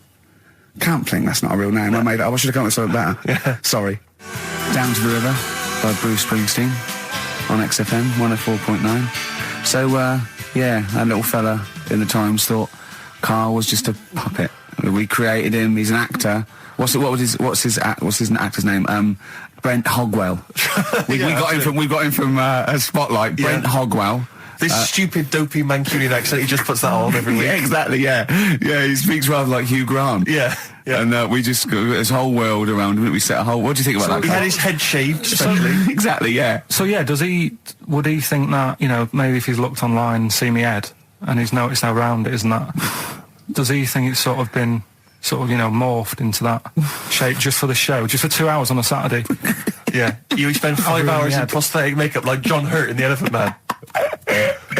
Everything about him was made up. Yeah. We created him, because I remember coming up with Auntie Nora. Oh, yeah. You said, Rick, we need another character. I said, what about giving him an Auntie Nora? Doesn't sound convincing, I said. Yeah, and you said, what is it about? I said, well, I don't know, she farted for 5 minutes and she's got a fanny like a split tennis ball. No one's going to believe that. Yeah. Oh, that brings us neatly... Well, let's put that to bed now. So, Chris Campling, honestly, we do not script this shambles of a show, and Karl Pilkington really is like this. If you want, you can meet him. I'd love to send Karl for a drink with Chris Campling. Can we do that? And then he'll eat his words. Chris, if you're listening, honestly, this isn't a stitch-up. As I say, I'm not having to go at you. It's a very well-written article. It's very, very fair. You're just complimenting on his grammar. Yeah. It's a very well-written article, Chris. No, I'm saying we're not having to go. You've typed that beautifully. It's not like he snagged us off. I would just love him to meet Karl Pilkington. People in the street come up to me and say, is Karl like that? And I so want them to meet him. Yeah. Or maybe he can send in, if he's online, he can send in 5 subjects for Karl to talk about that we couldn't possibly know about, just so he knows that we just really do throw things at Karl and that drivel comes out. Imagine if it was scripted. I remember I was on I don't know if this is alright to talk about. I mean, it happened, so, not worried It's about all right to talk about. Everything's all right to talk about. But I was on the train, right, coming from Manchester back to London, right? Yeah. And got on it was like a Friday night. And it was heaving, like the last train is and all that. And absolutely chocker, right? Yeah. So I'm walking through the carriages, thinking, is he in his seats anyway? Anyway, everyone's like, it's heaving, right? It's people stood up in the doorways, you can't get in the toilet and all that. There's not going to be any chair knocking about. So walking through, and anyway, I see this one empty chair sort of in front of me, right? I think, why ain't anyone sat there, right? I'll just rush to that, get I'll get myself a seat, plonk myself down, right, and sort of turn round, see who I'm facing, see who you're sort of having a chat with. Little fella there, right? Little, Down syndrome kid, Right. Sat there, and he goes, all right. And I thought, right, not bad, but do you know what I mean? They're always talking, aren't they? You ask a lot of questions, right? So I was like, here we go, 2.5 hours, and I couldn't get up because the thing is, that's obvious. Sure. Right. So that's like mean. I'd never want to be mean. Do you know what I mean? No. At the end of the day. So anyway, I think I know. I'll go to sleep. Clever. Right. So I shut my eyes, and he leaves me alone. All that. So then my phone goes, and I think, right, what do I do? Do I ignore it, or do I open my eyes and see what it is? Anyway, I open my eyes. It's Ricky calling about something, about nothing probably. Actually thinking about it, wasn't even worth answering. Right. So anyway, but I'm awake now, aren't I? So he's like, hello. And I'm like, all right, mate. And he says, you're muscly. You're right. Oh, God! And I said, yeah. And he goes, why? So I said, no, just am. It's, again, stressing me out, because I was thinking, why am I muscly? I don't go to the gym. And, I'm not muscly, I'm in good shape and that. Well. So then he wants an arm wrestle. On a crammed train from Manchester, so I've got another hour and a half of this. When you talk back, he'd soon have got up and left. If you'd have started asking him questions, he'd have got up and left with the drivel you come out with. So anyway, do you know when you're under pressure, you're thinking, well, he's said that I'm muscly, right? So do I do it or not? And there's people watching, not joining in, not sort of having a laugh and that with me, just like watching but pretending they're not. Oh, and I'm God. at one of those table seats, and he kept saying, come on, I want to arm wrestle. So, and he was getting loud, and I thought, I best just have an arm wrestle. What do you mean? I best just have an arm wrestle. What do you mean? Get it over and done with. I had to... if he's going to keep asking, I had another hour and a half on the train. Oh, God. So anyway... Oh, my God. I'm thinking who won. Well, I'm thinking, were people putting bets on? How was it working? It was stopped, and just as well, really. What do you mean it was stopped? Was it gay? No. He was winning. I was struggling a bit, right? Yeah. And he was really like, taking my arm down, and then he sort of let go and started laughing. And I thought, thank God he let go, because I would have made, you know what I mean? If I lost that, everyone's in the train looking, and all the rest of it. I never felt it suddenly serious to him. He's got to win this. Pilkington. But then he just, then we were chatting about favourite food and that. He likes sausages. And I said, he said, do you like sausages? I said, yeah, they're all right. I like a bit of Chinese and that as well. And he was saying, I can't have Chinese. Not allowed Chinese. Why? Don't know. He just said, it's not allowed to have it. But yeah, I had a good long chat about stuff and that. But so you enjoyed it in the end? In the end, it was all right. Yeah, it's just. What do you expect? Okay. No, but it's that thing, isn't it? It's whenever you're faced with something different, it's always awkward, isn't it? And that's the thing. You're talking about him now, are you? And I think I did all right, because everyone else was ignoring him. But I probably made his day pretty good. Yeah. We were a nice bloke. I like the idea that newlywed couple are probably thinking that's going to be a similar journey down to Cornwall. Did you have to have that thing done where they say, what side do you wear your member? What side you dress? They don't say what side you wear your member. That would hardly be a euphemism, would it? So they say what side you dress, sir. It means what side your little poke, your little John Thomas leans, doesn't it, on rest, usually to the left, isn't it? Your little left testicles. If I said to you now, what side do you wear it on? Do you know? It would be left. It would be the left. That's what I mean. If standing there, right, with nothing restricting it or holding it in or holding it up, right, it sort of leans, your one ball is sort of like slightly back and lower, isn't it? And your little John Thomas rests there, so it's left. And the reason they ask it is so they don't put the tape measure up on the left and squash your willy or touch your willy. So it's nothing to do with, like, well, you'll need a bit more room of sort of more material on that side, or... Well, no, I don't think they compensate. It's just when they when they stick that up into your groin, they don't want to come in contact with your little... The thing is, I don't know what side I wear stuff on. I just sort of pull my pants up and wherever it wants to go that day. But maybe it's not big enough to sort of make any, real decision. But, like now, I'm sat here, right, with my jeans on. I don't know where I am. Well, that's clear from hearing you talk. No, but what I mean is, if a fella said to me, what side are you, what side's your member on? Member? What is this the use of the word member suddenly? I'd go... Well, it's usually not appropriate, and also, I imagine in the old days they had big baggy pants that used to sort of like hang down, and now, like with those stretchy boxers and briefs, it's sort of held up in a nice little, neat little parcel, isn't it? So it's probably not appropriate. It doesn't come in contact with your little snake. So, did you ever, have you ever heard that? Are you telling me a tailor has asked you that and you went, what do you mean, mate? No, I've never, I've not really had one made to measure. I had one made when I was a kid, but since then I've sort of bought a suit off the hook. But when you were saying about buying a suit, I know that question sort of crops up and I don't know what the answer is. It just annoys me the way I don't know, there's no surprises anymore. Do you know what I mean? People know. What do you mean? He's going to go, right, I'm going to measure you now. Which side shall I measure? Go, well, pot luck, go on, have a look. Right, there you go. Oh, you got it. You check me now. What do you mean there's no surprises anymore? What are you talking about?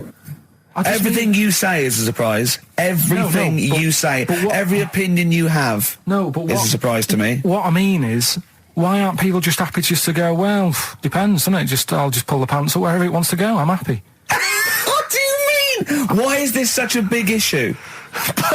But Karl, when they ask you this question, they're not making a note of it somewhere. It's not statistical research to find out what the kind of common leaning is. It's a question so he doesn't touch it when he's using his tape measure. Just be careful. But he is being careful by asking the question. But what's wrong with him touching it anyway? If he's, I mean, it's only a slight... Fair enough. But if he just sort of, knocks it a little bit, you can just go... Do that again? To me, it's the same as the prostate thing. It's just happening all over again. But the doctor doesn't go, what side's your arse on, sir? Trying to avoid the arse. He wants to go, he knows where your arse is and he's aiming for it and he wants to get it up there. He's aiming for it for a good cause. This little fella's going, well, I've got to measure his leg. I don't want to touch the knob. I'll just ask him, sir, do you mind telling me where your cock is so I can avoid it?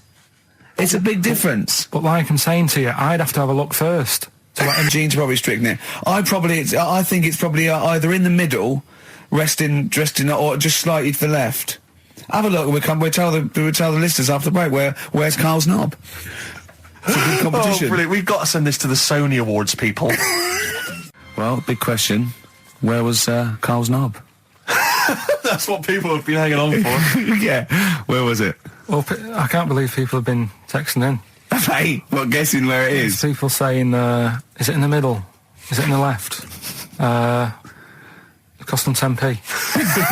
Cost them 10p to find out. Just wait, I'm going to give out the answer. You don't win anything, right? Like, strike it lucky. Right? Bottom or middle? Right. It was to the left. Oh!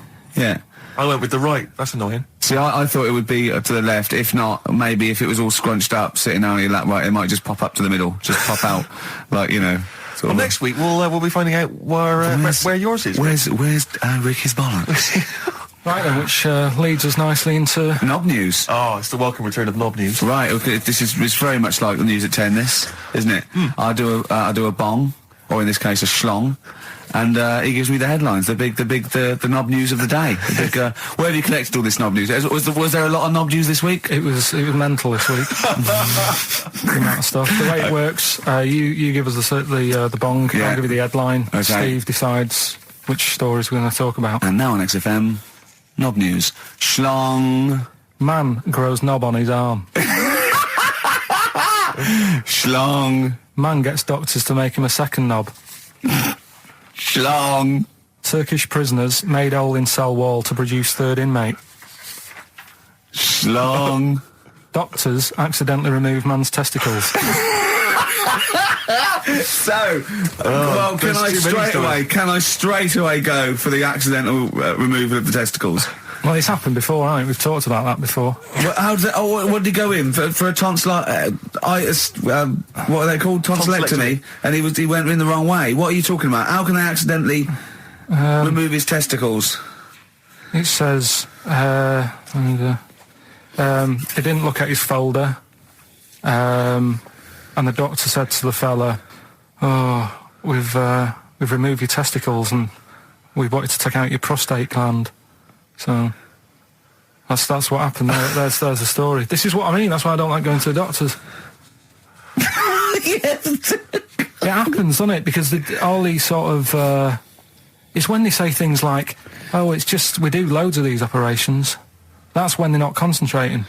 Brilliant. Do you know what I mean? When they say it's procedure, that's like having a boring job that you do every day when you're not going to be concentrating. I prefer them to go, "This is a tricky one, this." I know what you mean. I sort of do know what you mean. You watch TV programmes about, like, you know, removing someone's second head or whatever, and there's like the best surgeons from all over the world. It's televised. They can't make a mistake. They can't go, "We took his legs off by mistake." Whereas the fella who's having a prostate's like, "Oh, do you want to do it? I'm sick of doing them." Yeah. And they're probably doing a crossword whilst writing it. Of course they are. I've seen that actually in operating theatres. They're doing a crossword. That's what I mean. Yeah. I was just examining some of the other knob news, Rick, a little bit more closely. Man gets doctors to make him a second penis. I'm sure we're all interested to know what happened there. Yeah. A German who persuaded doctors to give him a second penis has lost his wife after he showed her the result. Biker Michael Gruber lost his original penis in a motorbike accident, and doctors built him a second one using a mixture of skin, bone and other tissues. Bone? Apparently, the penis worked so well that he was even able to father a child with his wife Bianca. But Gruber was still not happy and asked doctors to repeat the operation and build him a better organ, to which they agreed. From his hospital bed, he said, "I've got 2 penises, but no wife. I'm hoping when I get rid of one of the penises, I'll get her back." What do you mean? Sorry, he had 2 put on. What side does he wear? So he's had both. So he's had 3 then. Yeah. Yeah. This is probably the thing that happened with Hitler when he had 1 ball, but he had 3 at one point, didn't he? So he just kept one in the Albert Hall, gave his mum one, and kept the other one. Man grows penis on his arm. I mean, why people are constantly losing their penises around the world? I've no idea. But why? I didn't realise it was a bit. What do you mean why on the arm? It's just a graft, isn't it? Yeah, but put it on like your buttock or your side. You can't wear a short sleeve shirt. Why do they've done that before? I don't understand it. Why not just graph it onto the side of your leg or something where it's high up, close to where it should be? I don't know. To get it used to the environment. Like when you were like released a duck into the wild. I've never understood that. If there's a doctor, again, you know, we had a doctor last time, if there's someone who can let us know why they put it on the arm. So they can keep an eye on it, presumably. He's not going to work with this knob on his arm. He's probably in a hospital bed and under examination. Right. So what do you think? They pop the knob on the arm, say, come back in 3 weeks. What do you do, by the way? I'm a mechanic. Keep the long sleeve shirt, because the blokes go, why have you got a knob on your arm, mate? What are you talking about? He doesn't go back to normal as a teacher. Sir, what is it? What is it, Simpkins? You got a knob on your arm. No, don't worry about that. Do your maths. What do you think this bloke's walking around with a big knob coming out of his arm? Why on the arm? So they can keep an eye on it. So it's not... But if he's in bed, just get him to not put any undies on or whatever, and just have a little sly look at how it's going.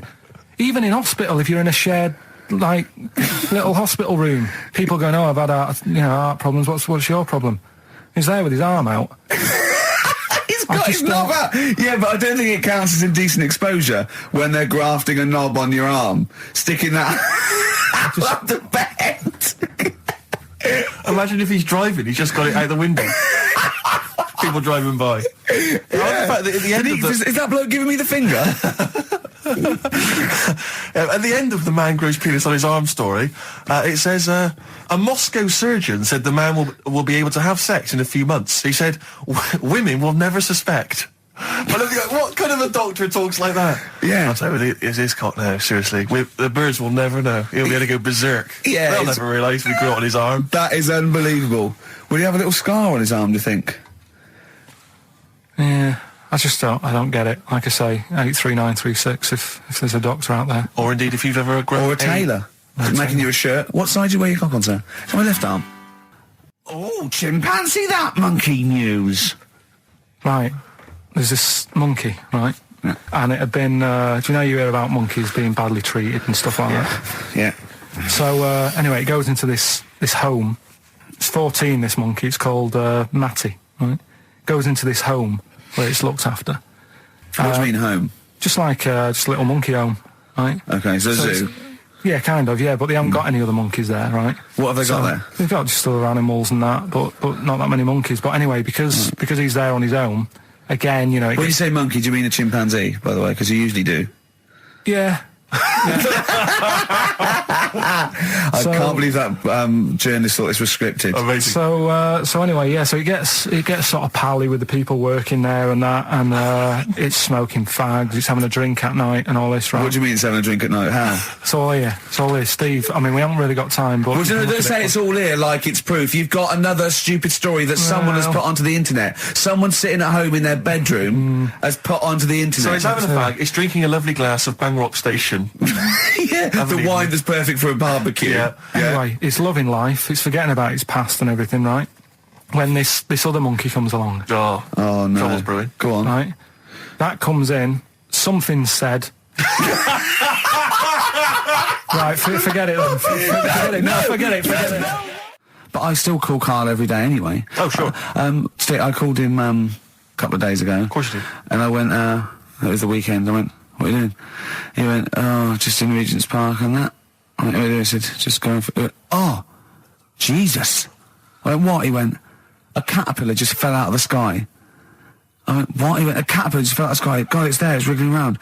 I went, sure a bird didn't just drop it? He looked up and went, oh yeah. It was a bird. Of course he did.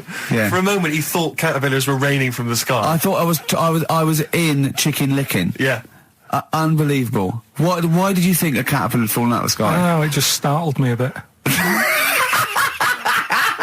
I love Karl being I startled. like the idea of him straight on the phone to Trevor McDonald. Look, Trevor, there's caterpillars, insects falling out of the sky. They're falling out of the sky now. Put it on the news, quick. Are you sure there wasn't a bird? Oh, there was a bird. Yeah, sorry, Trev. Bye. But it was after, like, I hung up the phone and that from you. I sort of sat there for a bit watching it.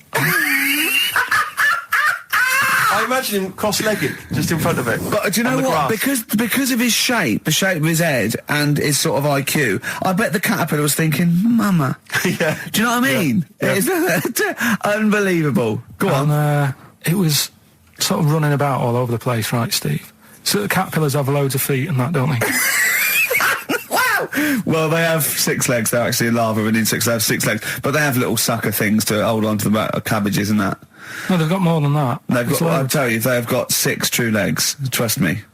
Trust me, I'm a scientist. And you were thinking what, Karl? Well, But they've got little pods. They've got little pseudo pod legs and little suckers. Yeah. But it was running about like everywhere, right, mental, but sort of running off to the left, and then it sort of went back to where it was, then back, went right and what have you. And I'm just thinking, whoever gave them the legs, right, what's the point if they don't know where they're going and that? Do you know what I mean? If you can get Imagine that sentence. Did you hear that sentence? Can we play that sentence back? No, I don't think we can. Imagine who gave him that legs.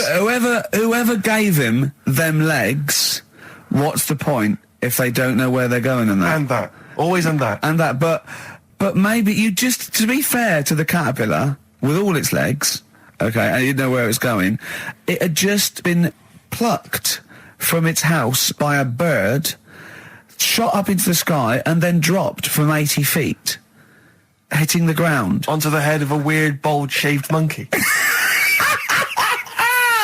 It was probably concussed. Yeah, it's one of them things again, though. But it still knew more about the world than you. How does that make you feel? I just think it's a waste of time having all them feet. It's the same thing as the... Feet! Now it's got feet now! It has a nightmare buying shoes, doesn't it? Another holiday. Well, it wasn't holiday. Well, it was. You had 5 days off work. Why isn't it holiday? You had 5 days not working for a living. You know how many days holiday gets a year now? 29. Oh, that's more than teachers, isn't it? It makes me sick. It makes me sick. Well, I know the kind of hours you work, Rick. It's mad. I mean, if you're not in work by midday, you're furious. No, but I mean, I'm always... 29's normal for the normal working person. Yeah, but, And anyway, it wasn't a proper holiday. I went to see my mum and dad. It's nice to see them and everything, but it's not holiday, is it? Why? It's not going away. It's not getting on a plane, is it? Going away. Oh, is that definitely a holiday? What happened before 1950? I don't know. People used to go... Yeah, exactly. People used to go to Blackpool or Brighton. That was holiday. Yeah, but I didn't Where did you to... go? Went to Wales. There you go. Lovely holiday. Lovely holiday. Have a holiday in Wales. That's what they say, innit? Come to Wales and have a holiday. That's what they say, innit? So come to Wales and meet your parents. Come to Wales and have a lovely holiday. Right. Well, anyway, it was good and that. It's always good to see him. Right? Yeah. But week off work. Do you know, like my mum likes gnomes and stuff. Yeah. Right. Of course she does. She's lived with one for 30 years. She said, get your dad to take us to this park where they've got 6-foot gnomes and stuff, right? Have a walk about. Sounds like a nightmare. Yeah. Sounds like a living nightmare. Keep an eye on Karl. Yeah. So anyway, he stood still for 2 minutes. Someone bought him.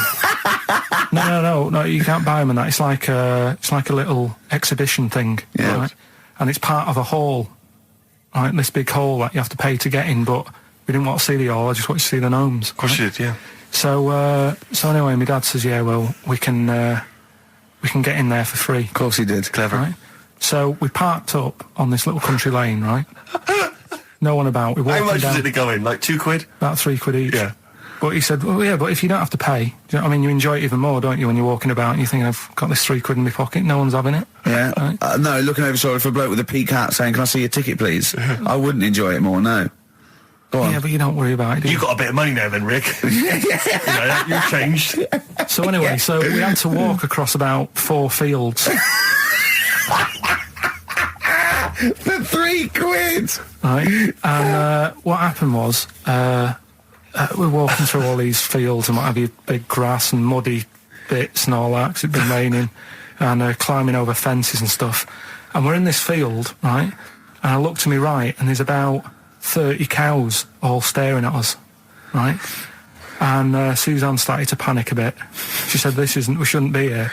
Dad says, of course we can. We're allowed to go wherever we want. All this land, it's ramblers' rights and all that stuff. Yeah. And take a cow if you want. So, unattended. Serves him right for leaving him in the field unattended. I'm having one. Yeah. And keep us fed for a week. Across. Anyway, these cows start surrounding us. Surrounding us. Oh, brilliant. Oh, no. Face off. And Suzanne's panicking, going, this isn't right. We're not going to make it to the fence in time. They're moving faster than us, and they started sort of running a bit. Wow. And it's like some kind of bovine West Side Story. A gang of cows coming at you. Don't worry about it and stuff. But my dad had to sort of stand there and wave a stick at them. Of course. And we got away, but Suzanne was like having a bit of a sweat You on, got away. saying, we could have got killed. Sure. And my dad saying, no, it never happens. And I just wondered if it does, if there's a risk of... Yeah, it is rare, but there's been a couple of cases of being trampled by cows. They're not aggressive. They sort of run through you. Well, they're aggressive if they've got a calf. They did have kids. What? You had kids with them. Kids, yeah. That's goat you're thinking of. Yeah. Maybe they were trying to sneak into the gnome thing, and they were worried that, like, if too many people did it, like, they thought some cows, we can just sneak in. They Where were cows, trying to, no one's expecting cows. And the cows were going, walk upright like you're a human. Don't walk upright. They thought you'd blow their cover. Yeah. Yeah, people have been killed by cows before. Yeah, that was like the highlight, and then... So when you arrived there, you were presumably covered in mud, looking like something that had just come from Glastonbury, staggering around this exhibition. It wasn't that bad. It was just like a woods, and it had like a funny sort of funeral, like a graveyard thing. Right. Yeah. With bodies sort of hanging out the ground and that. And we had these 6-foot gnomes. Right. And then we just set off again, walked back. But You sure this wasn't a dream? No, it was good. But then I got back, right, Steve, and called up Ricky. I said, right, are you about? Have a chat and that. So he said, I'll just come round. It's a nice day. Have a drink and what have you. So I got round there at about 6:30, right? Go up to his door, knock on his door, right? He stood there with his tackle out. Oh. Yeah, what did you make of that? What was wrong with that? What do you mean, what's wrong with that? Why were you looking at it? Why were you looking at it? I tried not to look at it. But again, you're always sort of attracted to it, aren't you? Kind of like... I've never been attracted to another man's tackle. I don't know what you mean. You can't help but have a little sly look. And especially when it's there. When you ring the bell, and I mean the one on the door, right? And that's hanging out. And does he dress to the left or the right? It was to the left, right? Yeah, it was left, yeah. Just popped it out of my shorts for him. Just popped him out of the shorts. Should have seen the state of him. Shorts on, no top, cigar. Looked like someone out of The Sopranos. It was a mess. Yeah. And then... we sat on the balcony drinking wine, didn't we? Did you pop it back in, or was it still... Yeah, I popped it straight back in. I've got the laugh. Sure. I've got the laugh I wanted. Yeah. He walked in, he went, it's not that hot. Straight away, it's not that hot. Oh, brilliant. then, was that knob news, or is there more?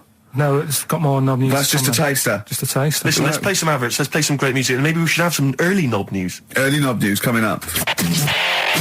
XFM. We talked about it before. Do you know the little mouse that had an ear on its back? Yeah. Sure. Right. Well, you thought he had a bad time, right? Listen to this one. Mouse walking about with us sort of wearing a monkey's testicle. They're just having a laugh. This is what I mean about a lot of scientists. What are they doing? When's that going to come in handy? I don't know what you mean.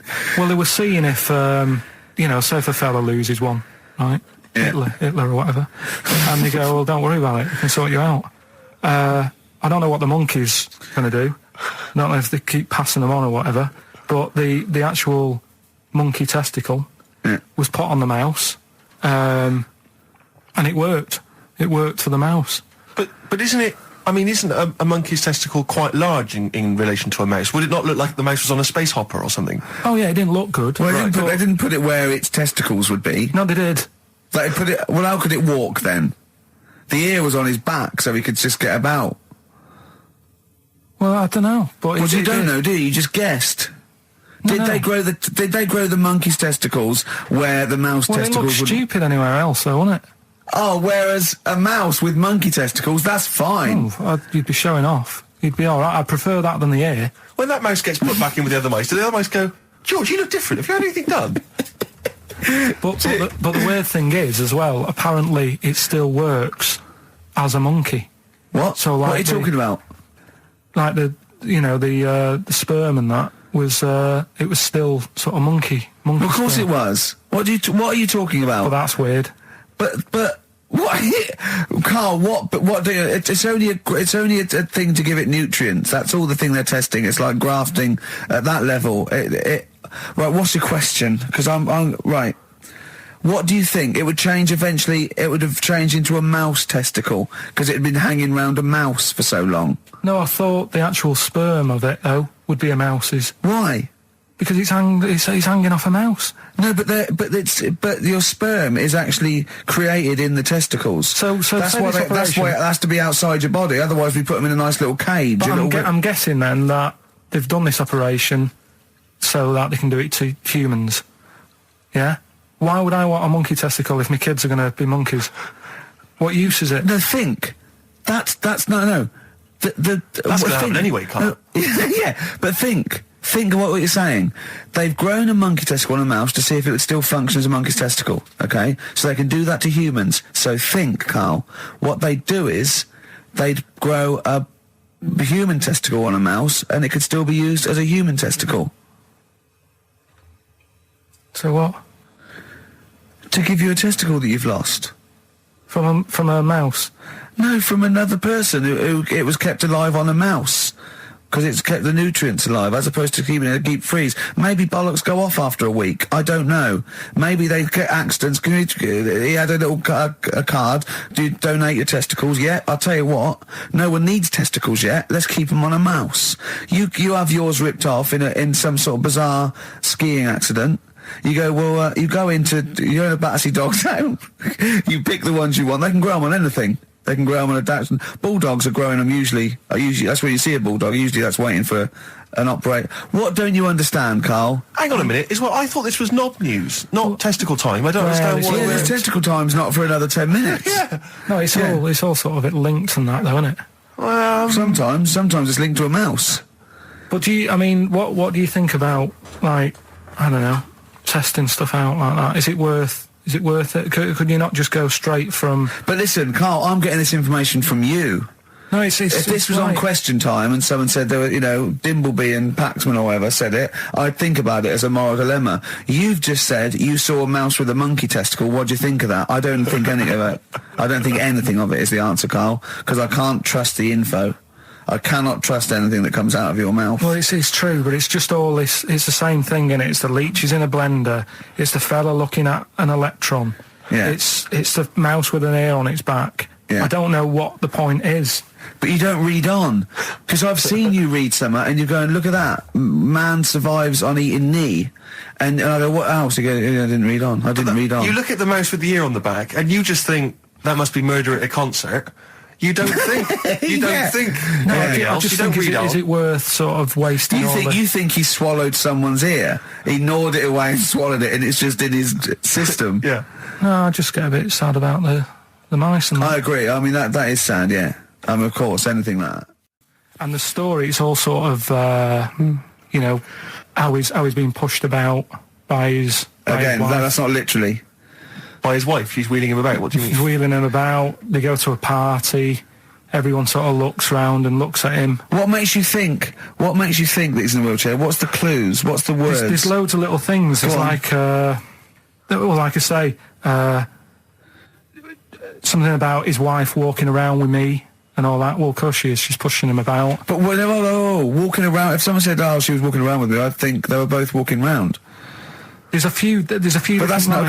There must be another. There must be a reason why you suddenly thought that fella's in a wheelchair. Right. My wife's walking around with me. Put on your makeup, and I feel all right. No, and she's always saying, "Do you feel all right?" And that she's always asking him how he is. Yeah, but she's just listen. Let me play it, right? And try and picture the scene, right? But now I'm only thinking of a little fella in a wheelchair. We'll have a listen to it, Oh. and just everything that's being said. Okay. Understand why I'm thinking what I'm thinking. No, never. Right, you ready? Yeah. No clue yet. Yeah. He's just sat there watching, probably. No. There's no. Waiting until he's done. Yeah, no clue. Okay. No, that's all right.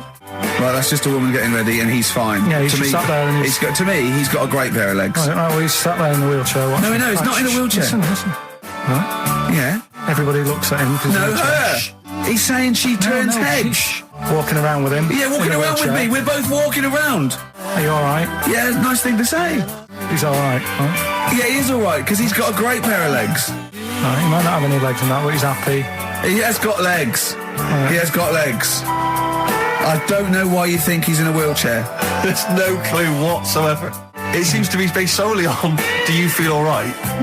Yeah. Which she's you just only saying say that because they're together at a party. Maybe he doesn't know anyone else there.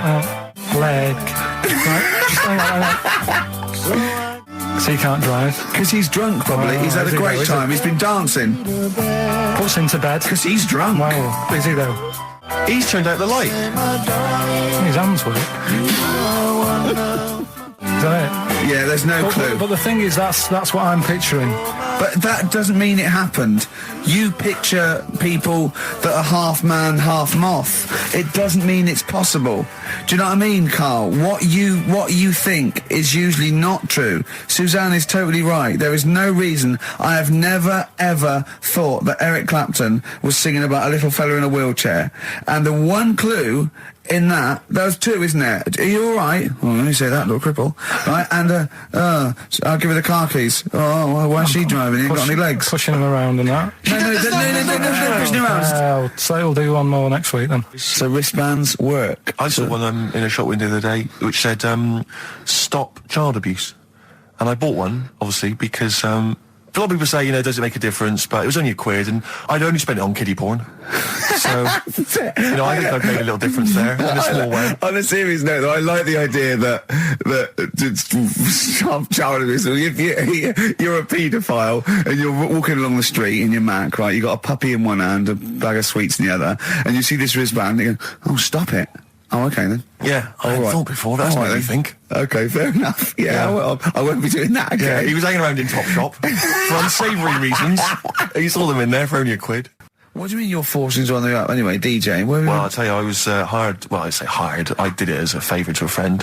His wedding the other week, and I got there. I was thinking, because everyone had their little role to play, and then people were doing a good job. I love you taking it seriously. And I did. I spent ages putting together some CDs, special selection CDs. I love that. Because what I did is I burned them on iTunes. Did you turn up with your own headphones around your neck? Own headphones, wearing a suit, but headphones. Metal case. Didn't need it. Just had them all in one small box. Brilliant.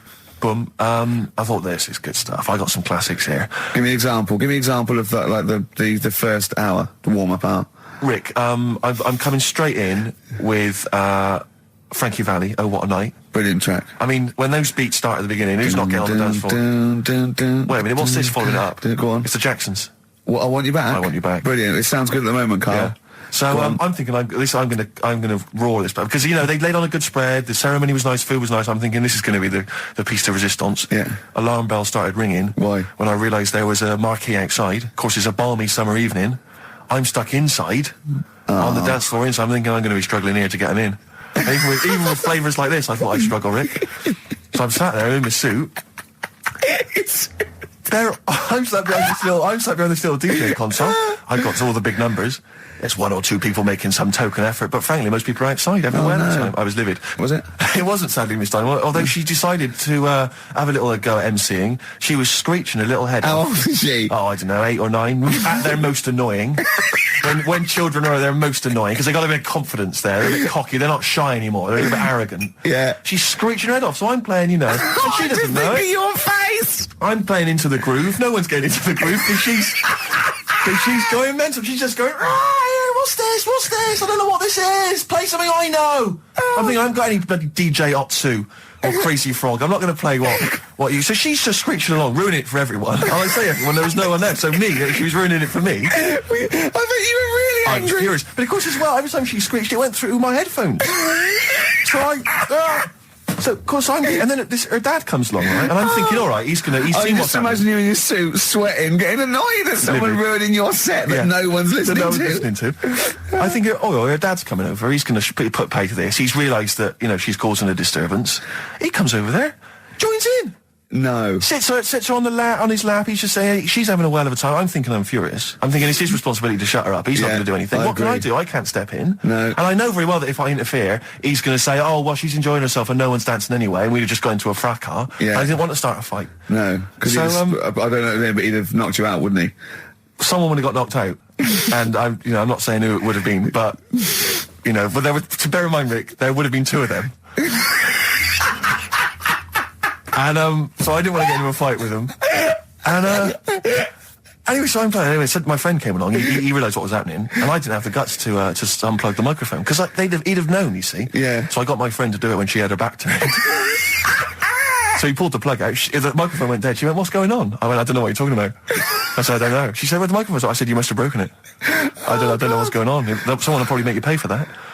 Anyway, at least we shut her up. That is great. But it really went from bad from worse. And you know, there's that thing when you panic, you start panicking, so you're putting on a lot of flavours that you would have saved till the last hour. What are we talking? Boom, boom, shake, shake. Exactly, you're throwing him in early. Love Shack's coming on way too soon. Really? Oh, Love Shack before 11. It's heresy, but I had to do it.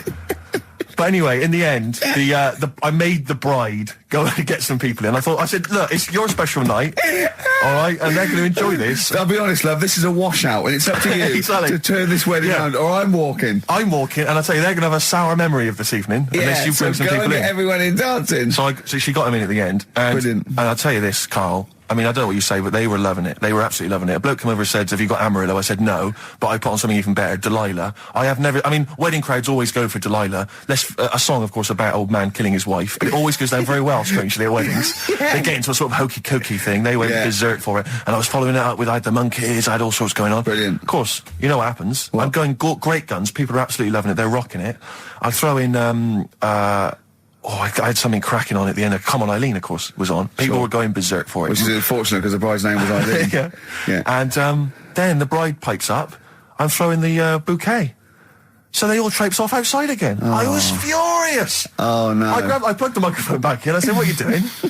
We got, but they went out. Then, of course, you can't get them back once they've done that because all the women are running around. I got the thing, and then they got to wave everyone off, throw the confetti.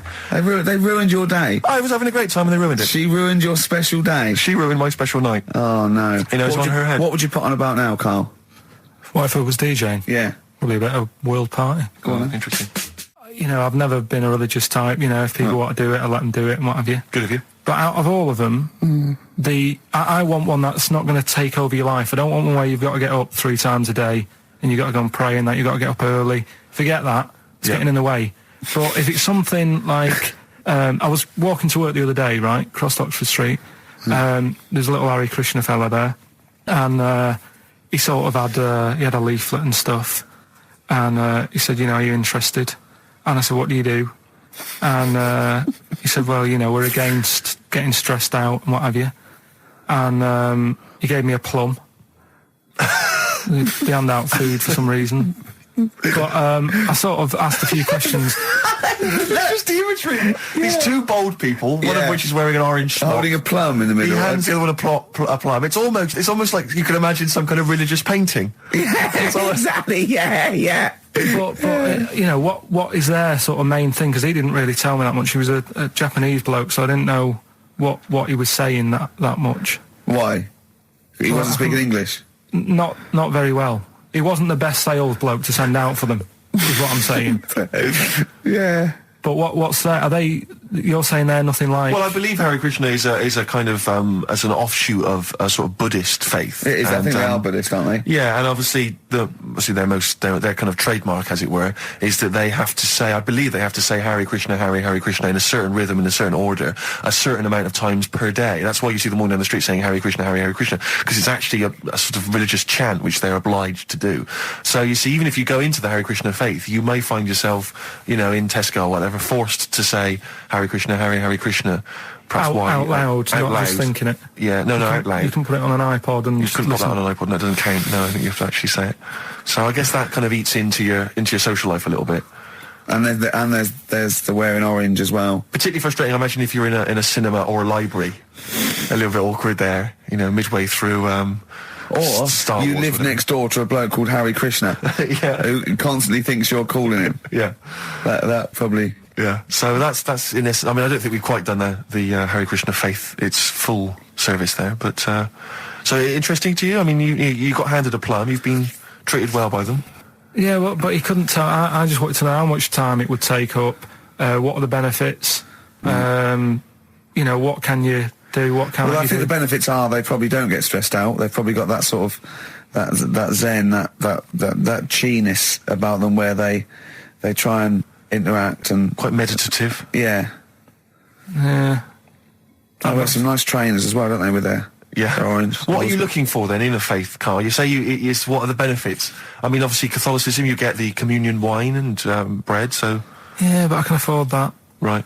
Probably, just, I like the Crusaders. I was forced into joining that as a kid, because a mate sort of joined it, and he sort of said he'd join in. I sort of swore at him. I said, I'm not doing that. Right? Yeah. He said, right, if you don't come with me, I'll tell your mum that you just swore. So I was like, oh. So I went. So I went along, and they used to just go on the Friday when they played, Sabutio and stuff. And then I went on one Sunday, and it was totally different. There was no Sabutio. There was no sort of, table tennis. The thing where you hold a thing and knock things over. Skittles. There was all that on a Friday. Went on the Sunday, it was rubbish. He said, right, sit down in this room. They gave me a Bible. Thought, this looks too heavy, this is too big, I'm not interested in this book. And I never went again. I used to hide on a Sunday when they came round. And that's been the only sort of... I suddenly, why did it suddenly turn out to have to hide on a Sunday when they're coming round? Because they wouldn't leave. They wouldn't leave. Who was it? Were they adults? It was well, he seemed like an adult to me at the time, but he was probably about 27. Well, that is an adult. Yeah, but do you know what I mean? He seemed a lot older when I was a kid. Yeah. And he came knocking and that, and he used to say to me, Mum, I'll just tell him I'm ill or something.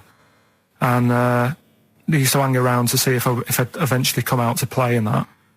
And if I did, I think they would have grabbed me and took me there. I love the idea that for you, religion has to bring with it some kind of gift. It's like, join our faith and you get an alarm clock radio.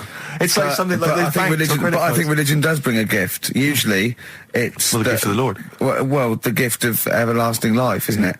And that's the problem with it, A lot of people believe in it because they think... But for Karl, his feeling is like, that should be a given. That's safe. I'm definitely going home with eternal life. But what else can I have? Is there an iPod? Why do you have to have a religion? Because obviously I don't have a religion. I don't miss it, and I wouldn't want one. I'm an atheist, and that's out of belief. That's out of logic. And we don't get into the politics or the morality of it. Why do you feel you need a religion? Why don't you just get a hobby? Well, I didn't want one. I don't want one. I just was saying that, if I was to get one, which one would I go for? Is what I'm saying. I'd like to see you perhaps as a Jew. I think Judaism would suit you well, I think. What are the hours like for that? Tough. Can be tricky. That's what I mean. I don't want anything that's, And they have a day where they don't eat and stuff. I couldn't be doing that. So they have days when they eat too much. Yeah, but what happens if I'm not that hungry that day? Like I say, I don't like change. You know what I mean? I like my Cheerios in the morning. I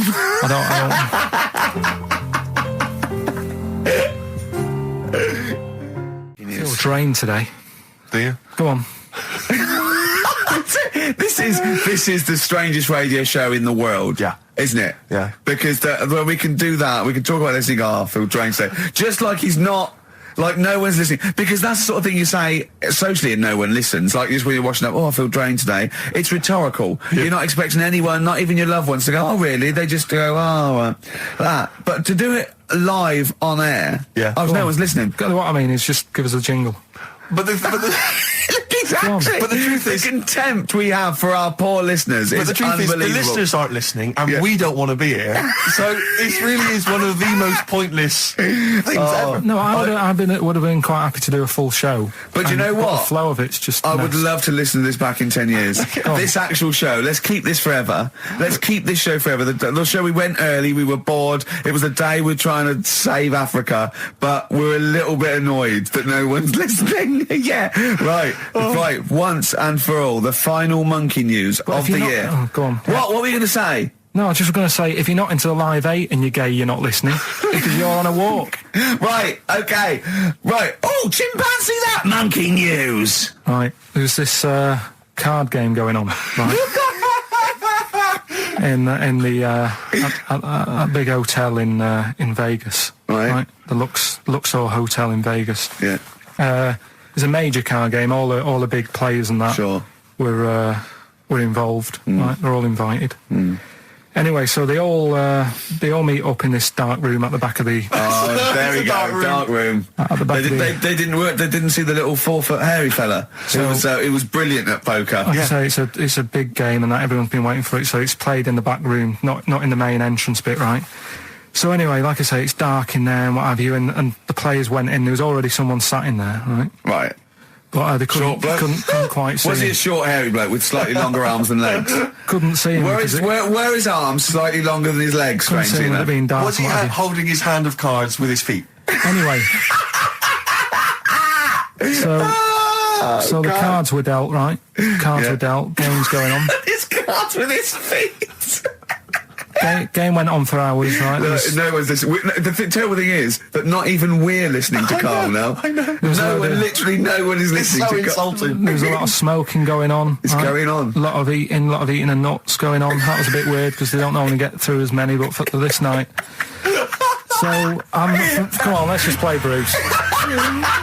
Goodbye, everybody. See you maybe at Christmas time. Goodbye.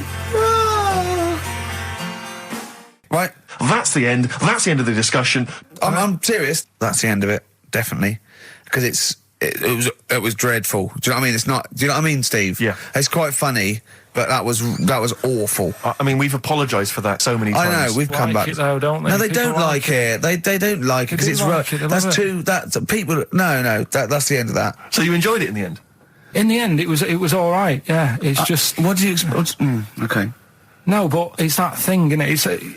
It's whenever you're faced with something different, Yeah. it's always awkward, isn't it? And that's the thing. And I think I did all right. We were a nice bloke. Karl, say Carry goodbye on. and say it nicely, like you're happy. See you later. Is that the best you can do? Goodbye. Yeah, see you next time. Bye.